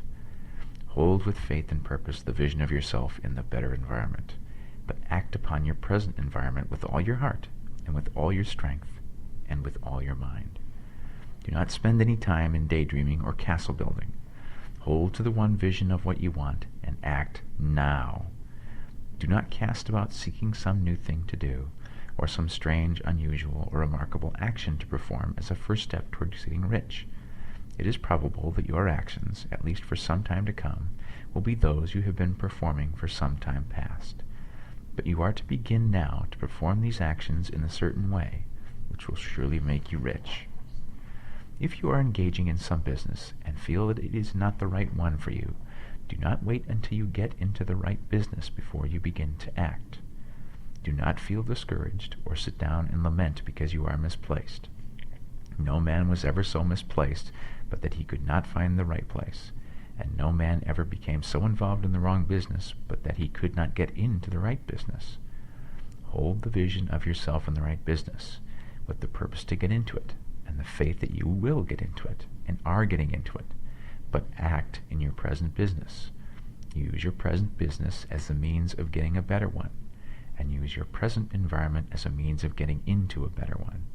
Your vision of the right business, if held with faith and purpose, will cause the Supreme to move the right business towards you, and your action, if performed in a certain way, will cause you to move toward the business. If you are an employee or wage earner and feel that you must change places in order to get what you want, do not project your thought into space and rely upon it to get you another job. It will probably fail to do so. Hold the vision of yourself in the job you want while you act with faith and purpose on the job you have, and you will certainly get the job you want. Your vision and faith will set the creative force in motion to bring it toward you, and your action will cause the forces in your own environment to move you towards the place you want. In closing this chapter, we will add another statement to our syllabus. 1. There is a thinking stuff from which all things are made, and which, in its original state, permeates, penetrates, and fills the interspaces of the universe. 2. A thought, in this substance, produces the thing that is imaged by the thought. 3. Man can form things in his thought, and, by impressing his thought upon formless substance, can cause the thing he thinks about to be created. 4. In order to do this, man must pass from the competitive to the creative mind. He must form a clear mental picture of the things he wants, and hold this picture in his thoughts with the fixed purpose to get what he wants, and the unwavering faith that he does get what he wants, closing his mind to all that may tend to shake his purpose, dim his vision, or quench his faith. And 5. That he may receive what he wants when it comes, man must act now upon the people and things in his present environment. Chapter 12. Efficient Action. You must use your thought as directed in previous chapters, and begin to do what you can do where you are, and you must do all that you can do where you are. You can advance only being larger than your present place, and no man is larger than his present place who leaves undone any of the work pertaining to that place. The world is advanced only by those who more than fill their present places. If no man quite filled his present place, you can see that there must be a going backward in everything. Those who do not quite fill their present places are dead weight upon society, government, commerce, and industry. They must be carried along by others at a great expense. The progress of the world is retarded only by those who do not fill the places they are holding. They belong to a former age and a lower stage or plane of life, and their tendency is toward degeneration. No society could advance if every man was smaller than his place. Social evolution is guided by the law of physical and mental evolution. In the animal world, evolution is caused by excess of life. When an organism has more life than can be expressed in the functions of its own plane, it develops the organs of a higher plane, and a new species is originated. There never would be any new species had there not been organisms which more than filled their places. The law is exactly the same for you. Your getting rich depends upon you applying this principle to your own affairs. Every day is either a successful day or a day of failure, and it is the successful days which get you what you want. If every day is a failure, you can never get rich, while if every day is a success, you cannot fail to get rich. If there is something that may be done today, and you do not do it, you have failed insofar as that thing is concerned, and the consequences may be more disastrous than you imagine. You cannot foresee the results of even the most trivial act. You do not know the workings of all the forces that have been set moving in your behalf. Much may be depending on your doing some simple act. It may be the very thing which is to open the door of opportunity to very great possibilities.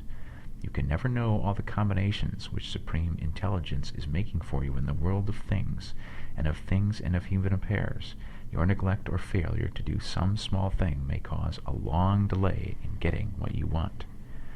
Do, every day, all that can be done that day. There is, however, a limitation or qualification of the above that you must take into account.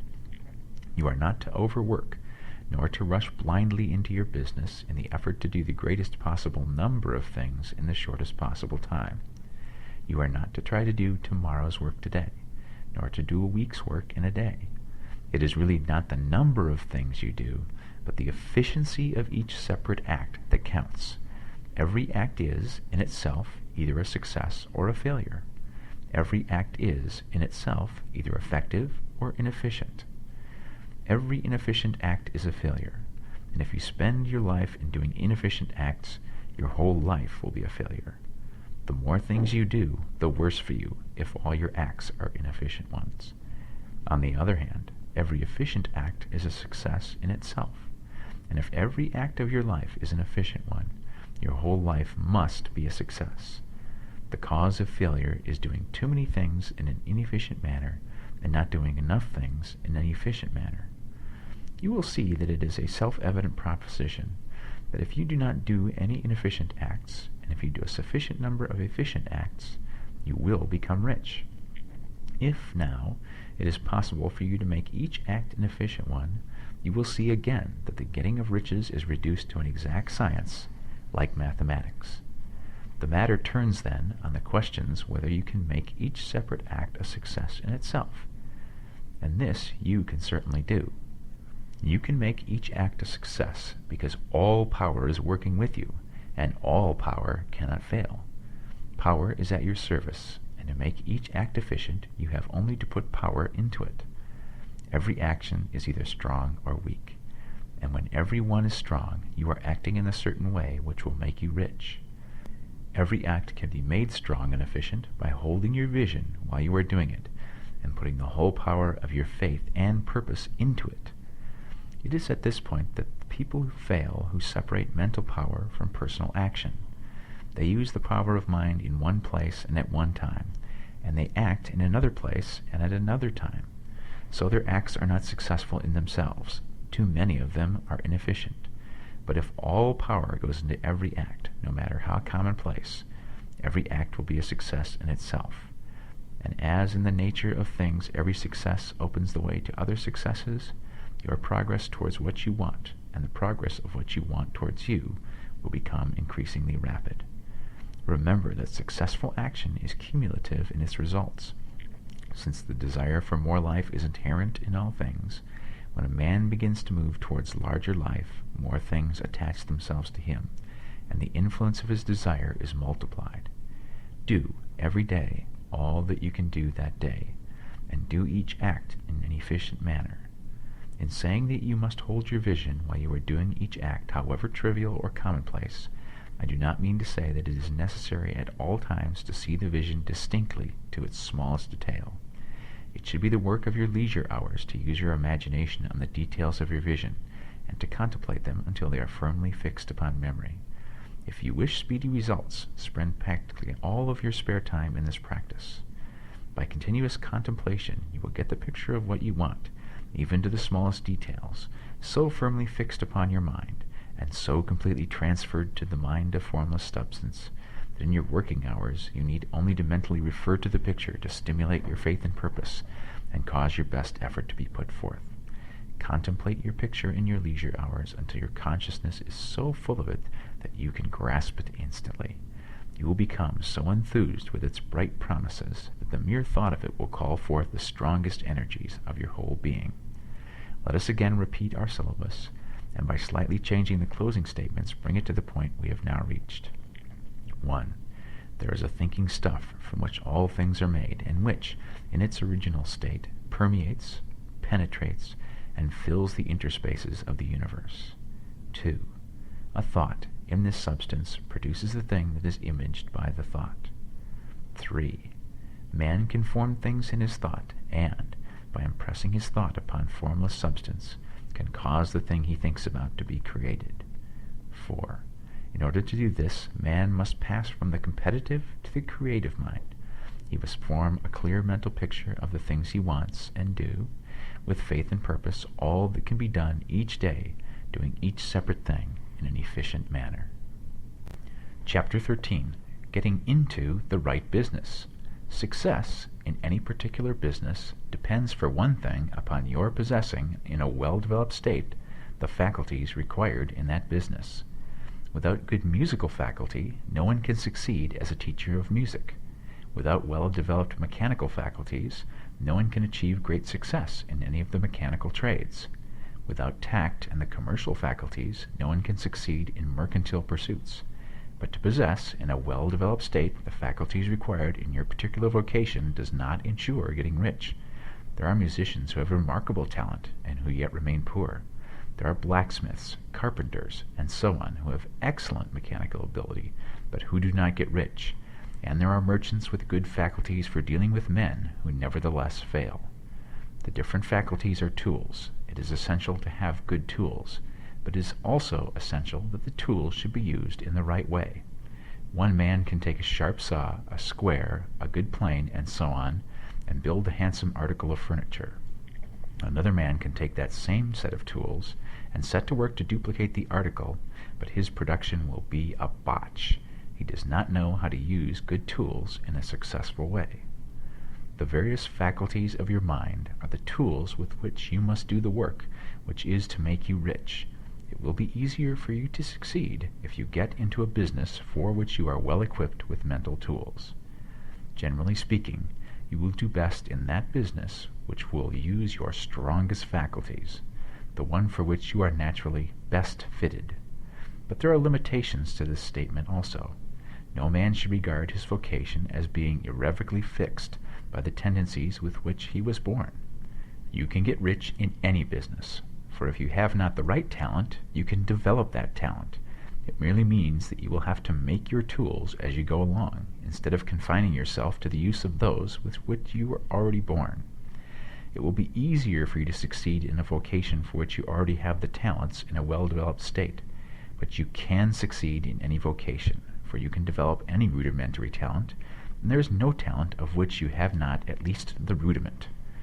You will get rich most easily in point of effort if you do that for which you are best fitted, but you will get rich most satisfactorily if you do that which you want to do.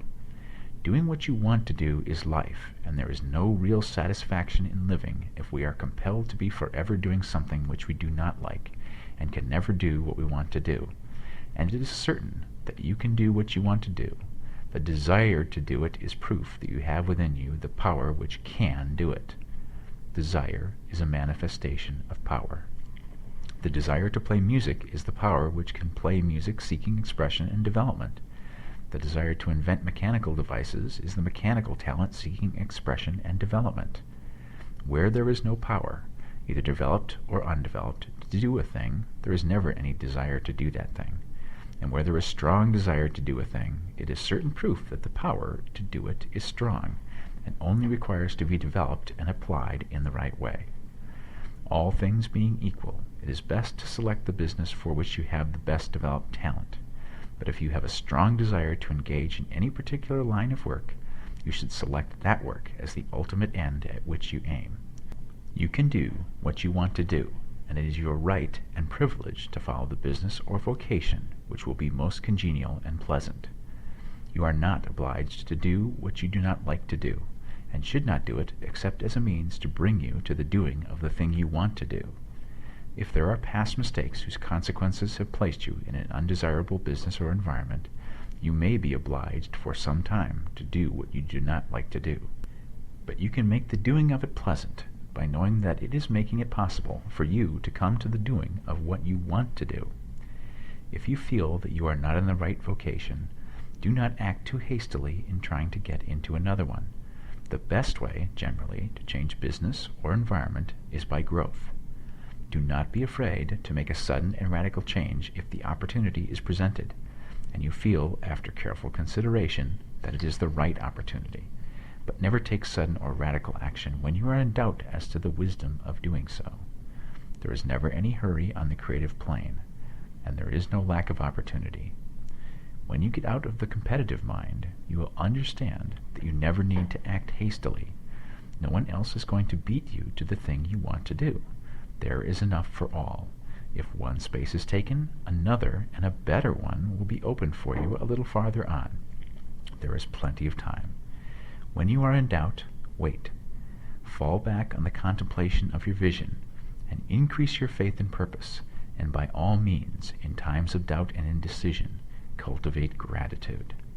A day or two spent in contemplating the vision of what you want, and in earnest thanksgiving that you are getting it, will bring your mind into such close relationship with the Supreme that you will make no mistake when you do act.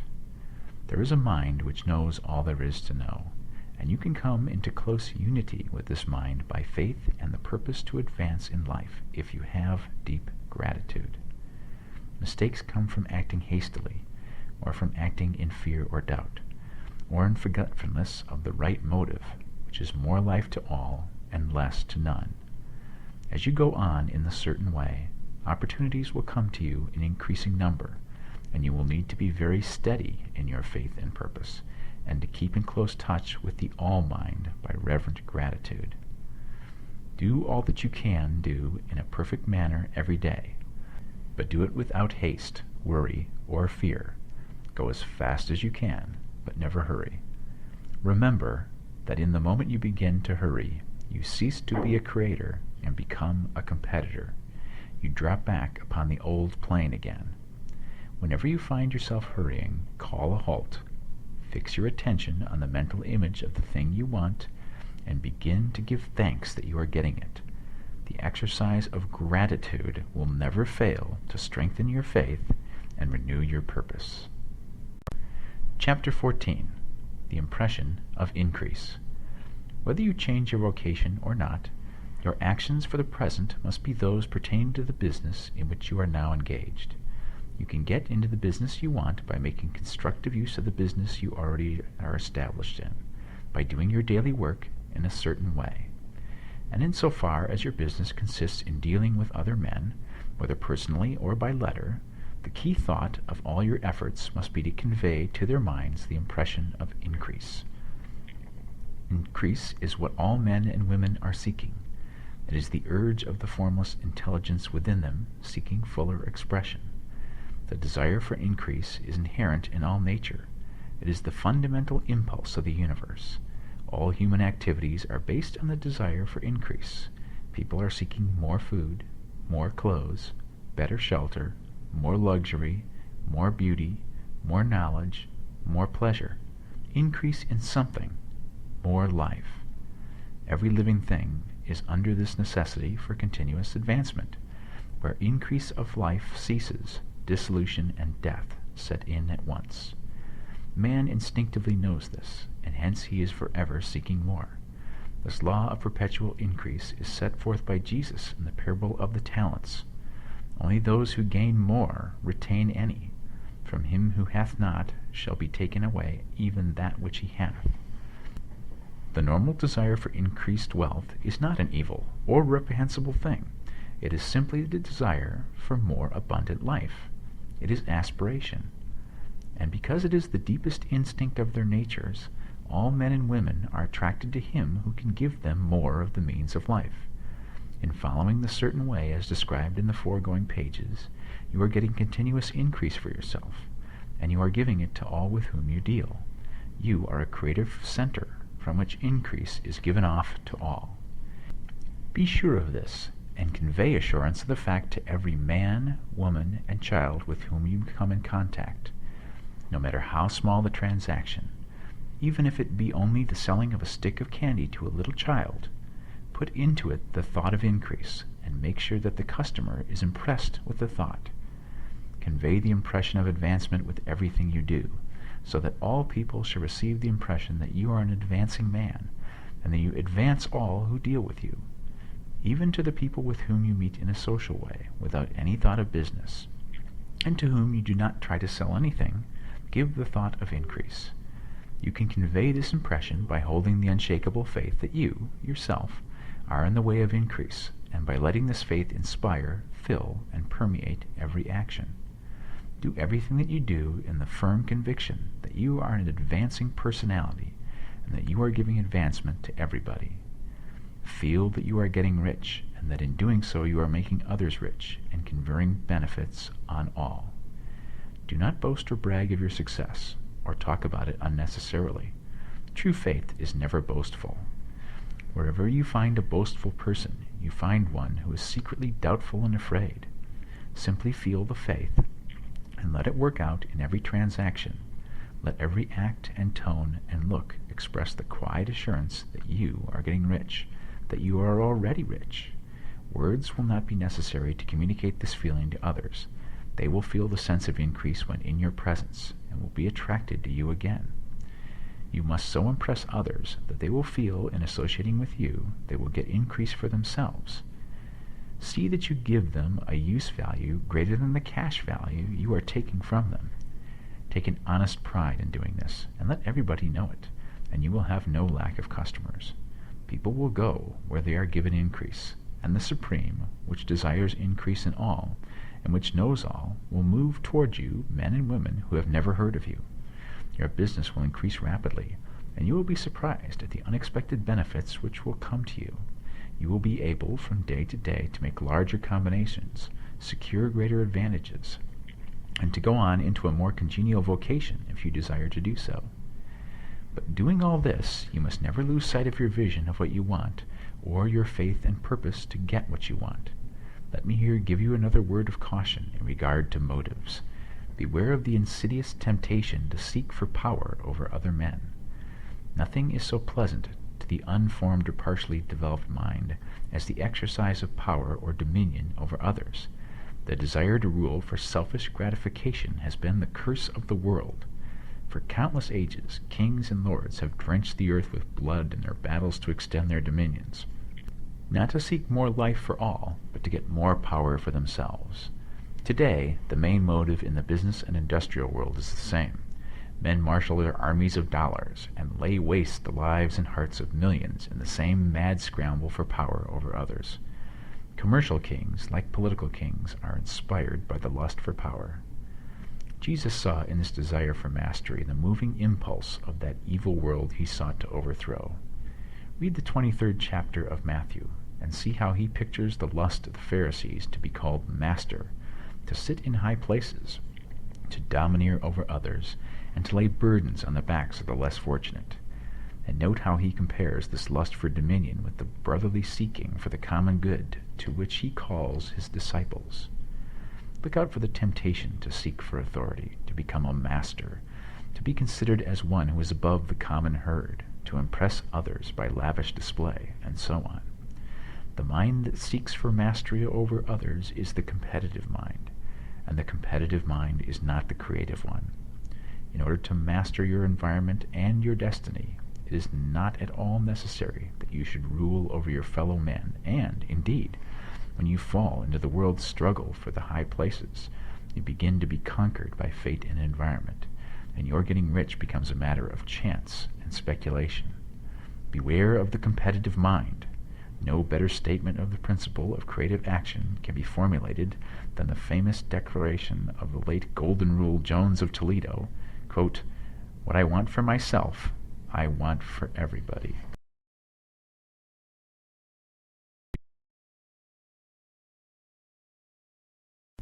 Chapter 15. The Advancing Man. What I have said in the last chapter applies as well to the professional man and the wage earner as to the man who is engaged in mercantile business. No matter whether you are a physician, a teacher, or a clergyman, if you can give increase of life to others and make them sensible of the fact, they will be attracted to you, and you will get rich. The physician who holds the vision of himself as a great and successful healer, and who works towards the complete realization of that vision with faith and purpose, as described in the former chapters, will come into such close touch with the source of life that he will be phenomenally successful. Patients will come to him in throngs. No one has a greater opportunity to carry into effect the teaching of this book than the practitioner of medicine. It does not matter to which of the various schools he may belong, for the principle of healing is common to all of them, and may be reached by all alike. The advancing man in medicine, who holds to a clear mental image of himself as successful, and who obeys the laws of faith, purpose, and gratitude, will cure every curable case he undertakes, no matter what remedies he may use. In the field of religion, the world cries out for the clergyman who can teach his hearers the true science of abundant life. He who masters the details of the science of getting rich, together with the allied sciences of being well, of being great, and of winning love, and who teaches these details from the pulpit, will never lack for a congregation. This is the gospel that the world needs. It will give increase of life, and men will hear it gladly, and will give liberal support to the man who brings it to them. What is now needed is a demonstration of the science of life from the pulpit. We want preachers who can not only tell us how, but who in their own persons will show us how. We need the preacher who will himself be rich, healthy, great, and beloved, to teach us how to attain to these things, and when he comes, he will find a numerous and loyal following. The same is true of the teacher who can inspire the children with the faith and purpose of the advancing life.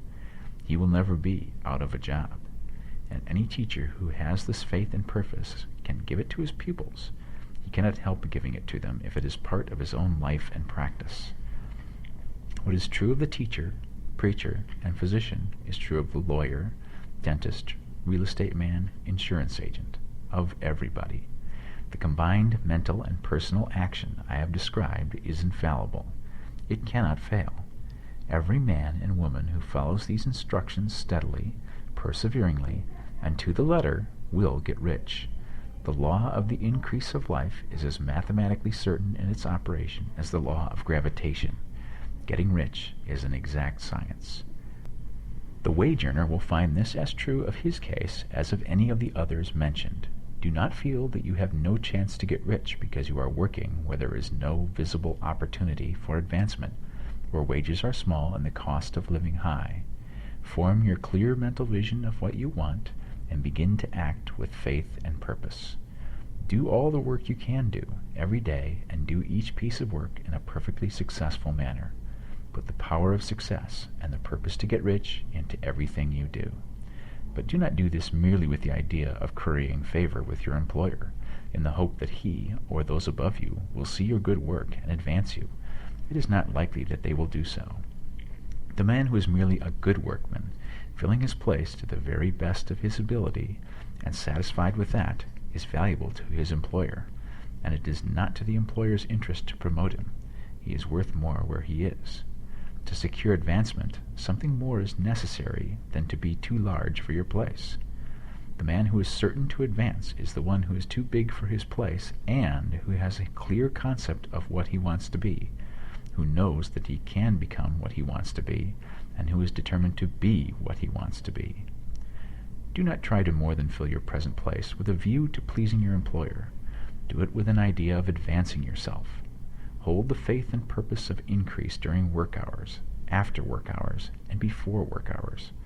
Hold it in such a way that every person who comes in contact with you, whether foreman, fellow workman, or social acquaintance, will feel the power of purpose radiating from you, so that every one will get the sense of advancement and increase from you. Men will be attracted to you, and if there is no possibility for advancement in your present job, you will very soon see an opportunity to take another job. There is a power which never fails to present opportunity to the advancing man who is moving in obedience to the law. God cannot help helping you. If you act in a certain way, he must do so in order to help himself. There is nothing in your circumstances or in the industrial situation that can keep you down.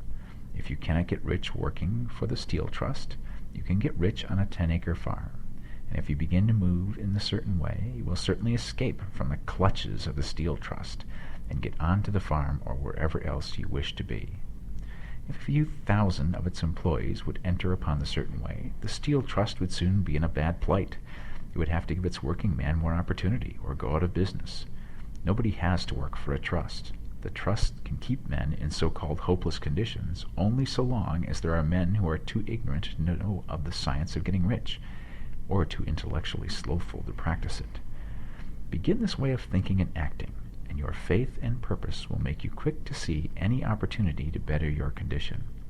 Such opportunities will speedily come, for the Supreme, working in all and working for you, will bring them before you. Do not wait for an opportunity to be all that you want to be. When an opportunity to be more than you are now is presented, and you feel impelled toward it, take it. It will be the first step toward a greater opportunity. There is no such thing possible in this universe as a lack of opportunities for the man who is living the advancing life. It is inherent in the constitution of the cosmos that all things shall be for him and work together for his good, and he must certainly get rich if he acts and thinks in the certain way. So, let wage-earning men and women study this book with great care, and enter with confidence upon the course of action it prescribes. It will not fail. Chapter 16. Some Cautions and Concluding Observations. Many people will scoff at the idea that there is an exact science of getting rich.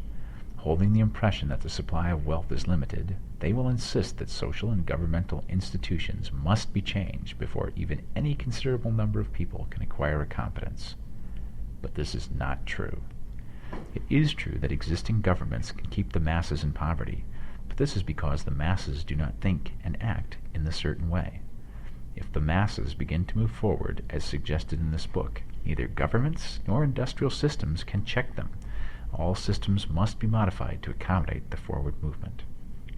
If the people have the advancing mind, have the faith that they can become rich, and move forward with the fixed purpose to become rich, nothing can possibly keep them in poverty. Individuals may enter upon the certain way at any time, and under any government, and make themselves rich. And when any considerable number of individuals do so under any government, they will cause the system to be so modified as to open the way for others. The more men who get rich on the competitive plane, the worse for others.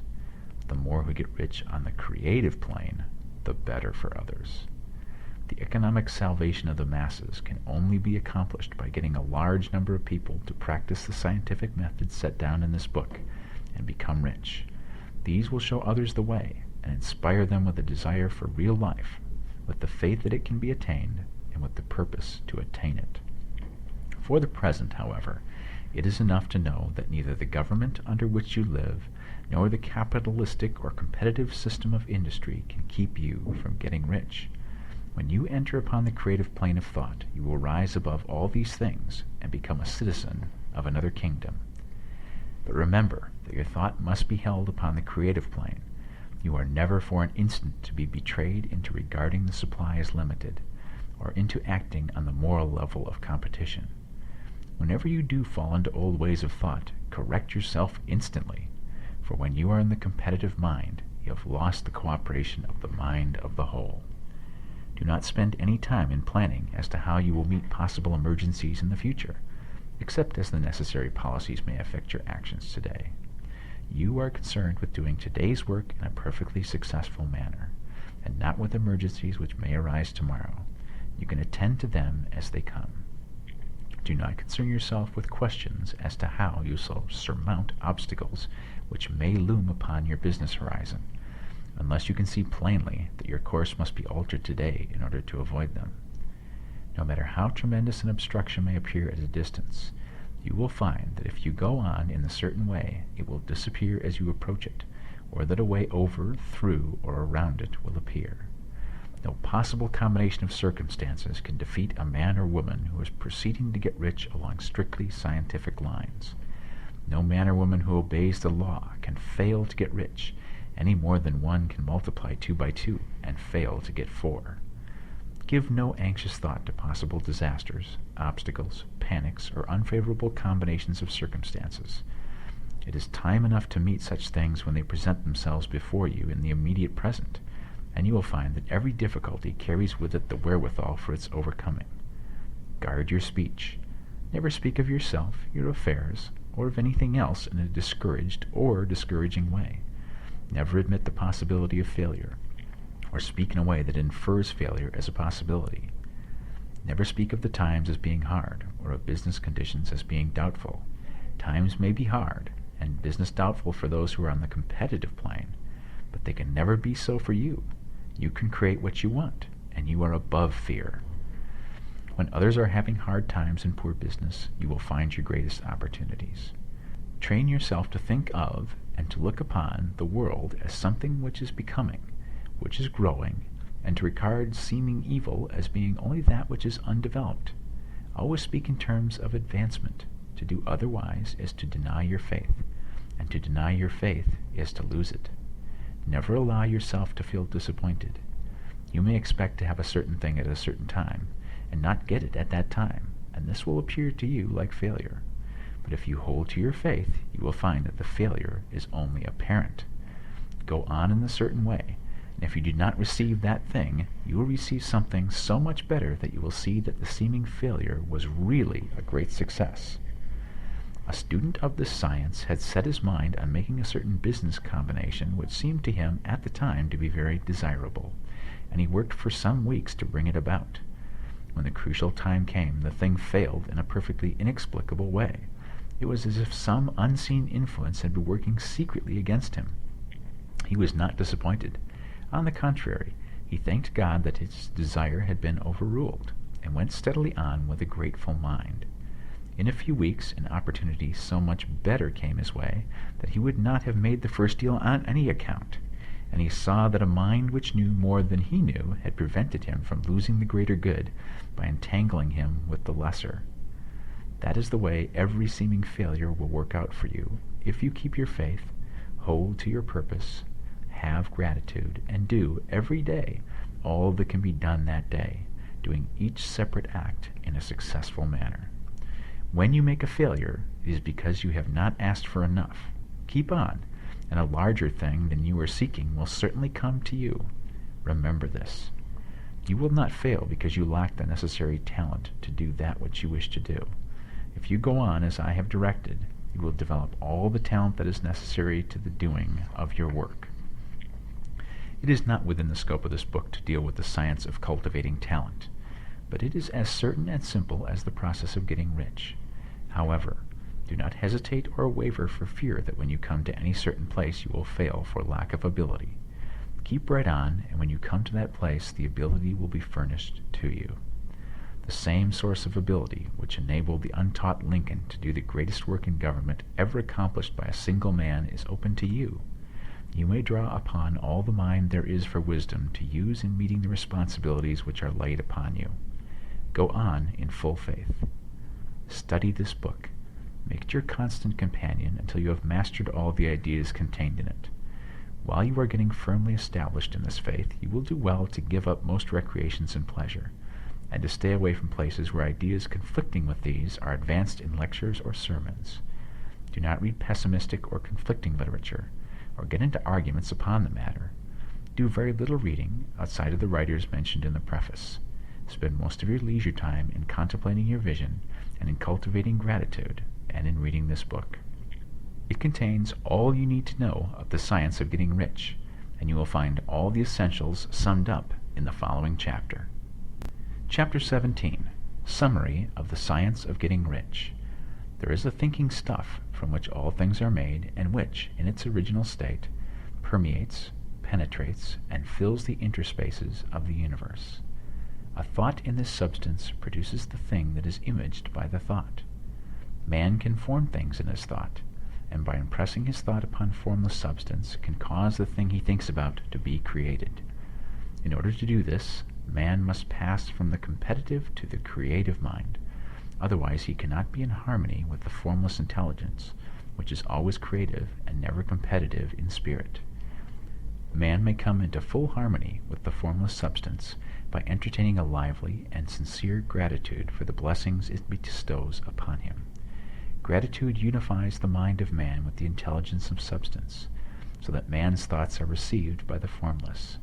Man can remain upon the creative plane only by uniting himself with the formless intelligence through a deep and continuous feeling of gratitude. Man must form a clear and definite mental image of the things he wishes to have, to do, or to become, and he must hold this mental image in his thoughts while being deeply grateful to the Supreme that all his desires are granted to him. The man who wishes to get rich must spend his leisure hours in contemplating his vision and in earnest thanksgiving that the reality is being given to him. Too much stress cannot be laid on the importance of frequent contemplation of the mental image, coupled with unwavering faith and devout gratitude. This is the process by which the impression is given to the formless, and the creative forces set in motion. The creative energy works through the established channels of natural growth and of the industrial and social order. All that is included in his mental image will surely be brought to the man who follows the instructions given above, and whose faith does not waver. What he wants will come to him through the ways of established trade and commerce. In order to receive his own when it shall come to him, man must be active, and this activity can only consist in more than filling his present place.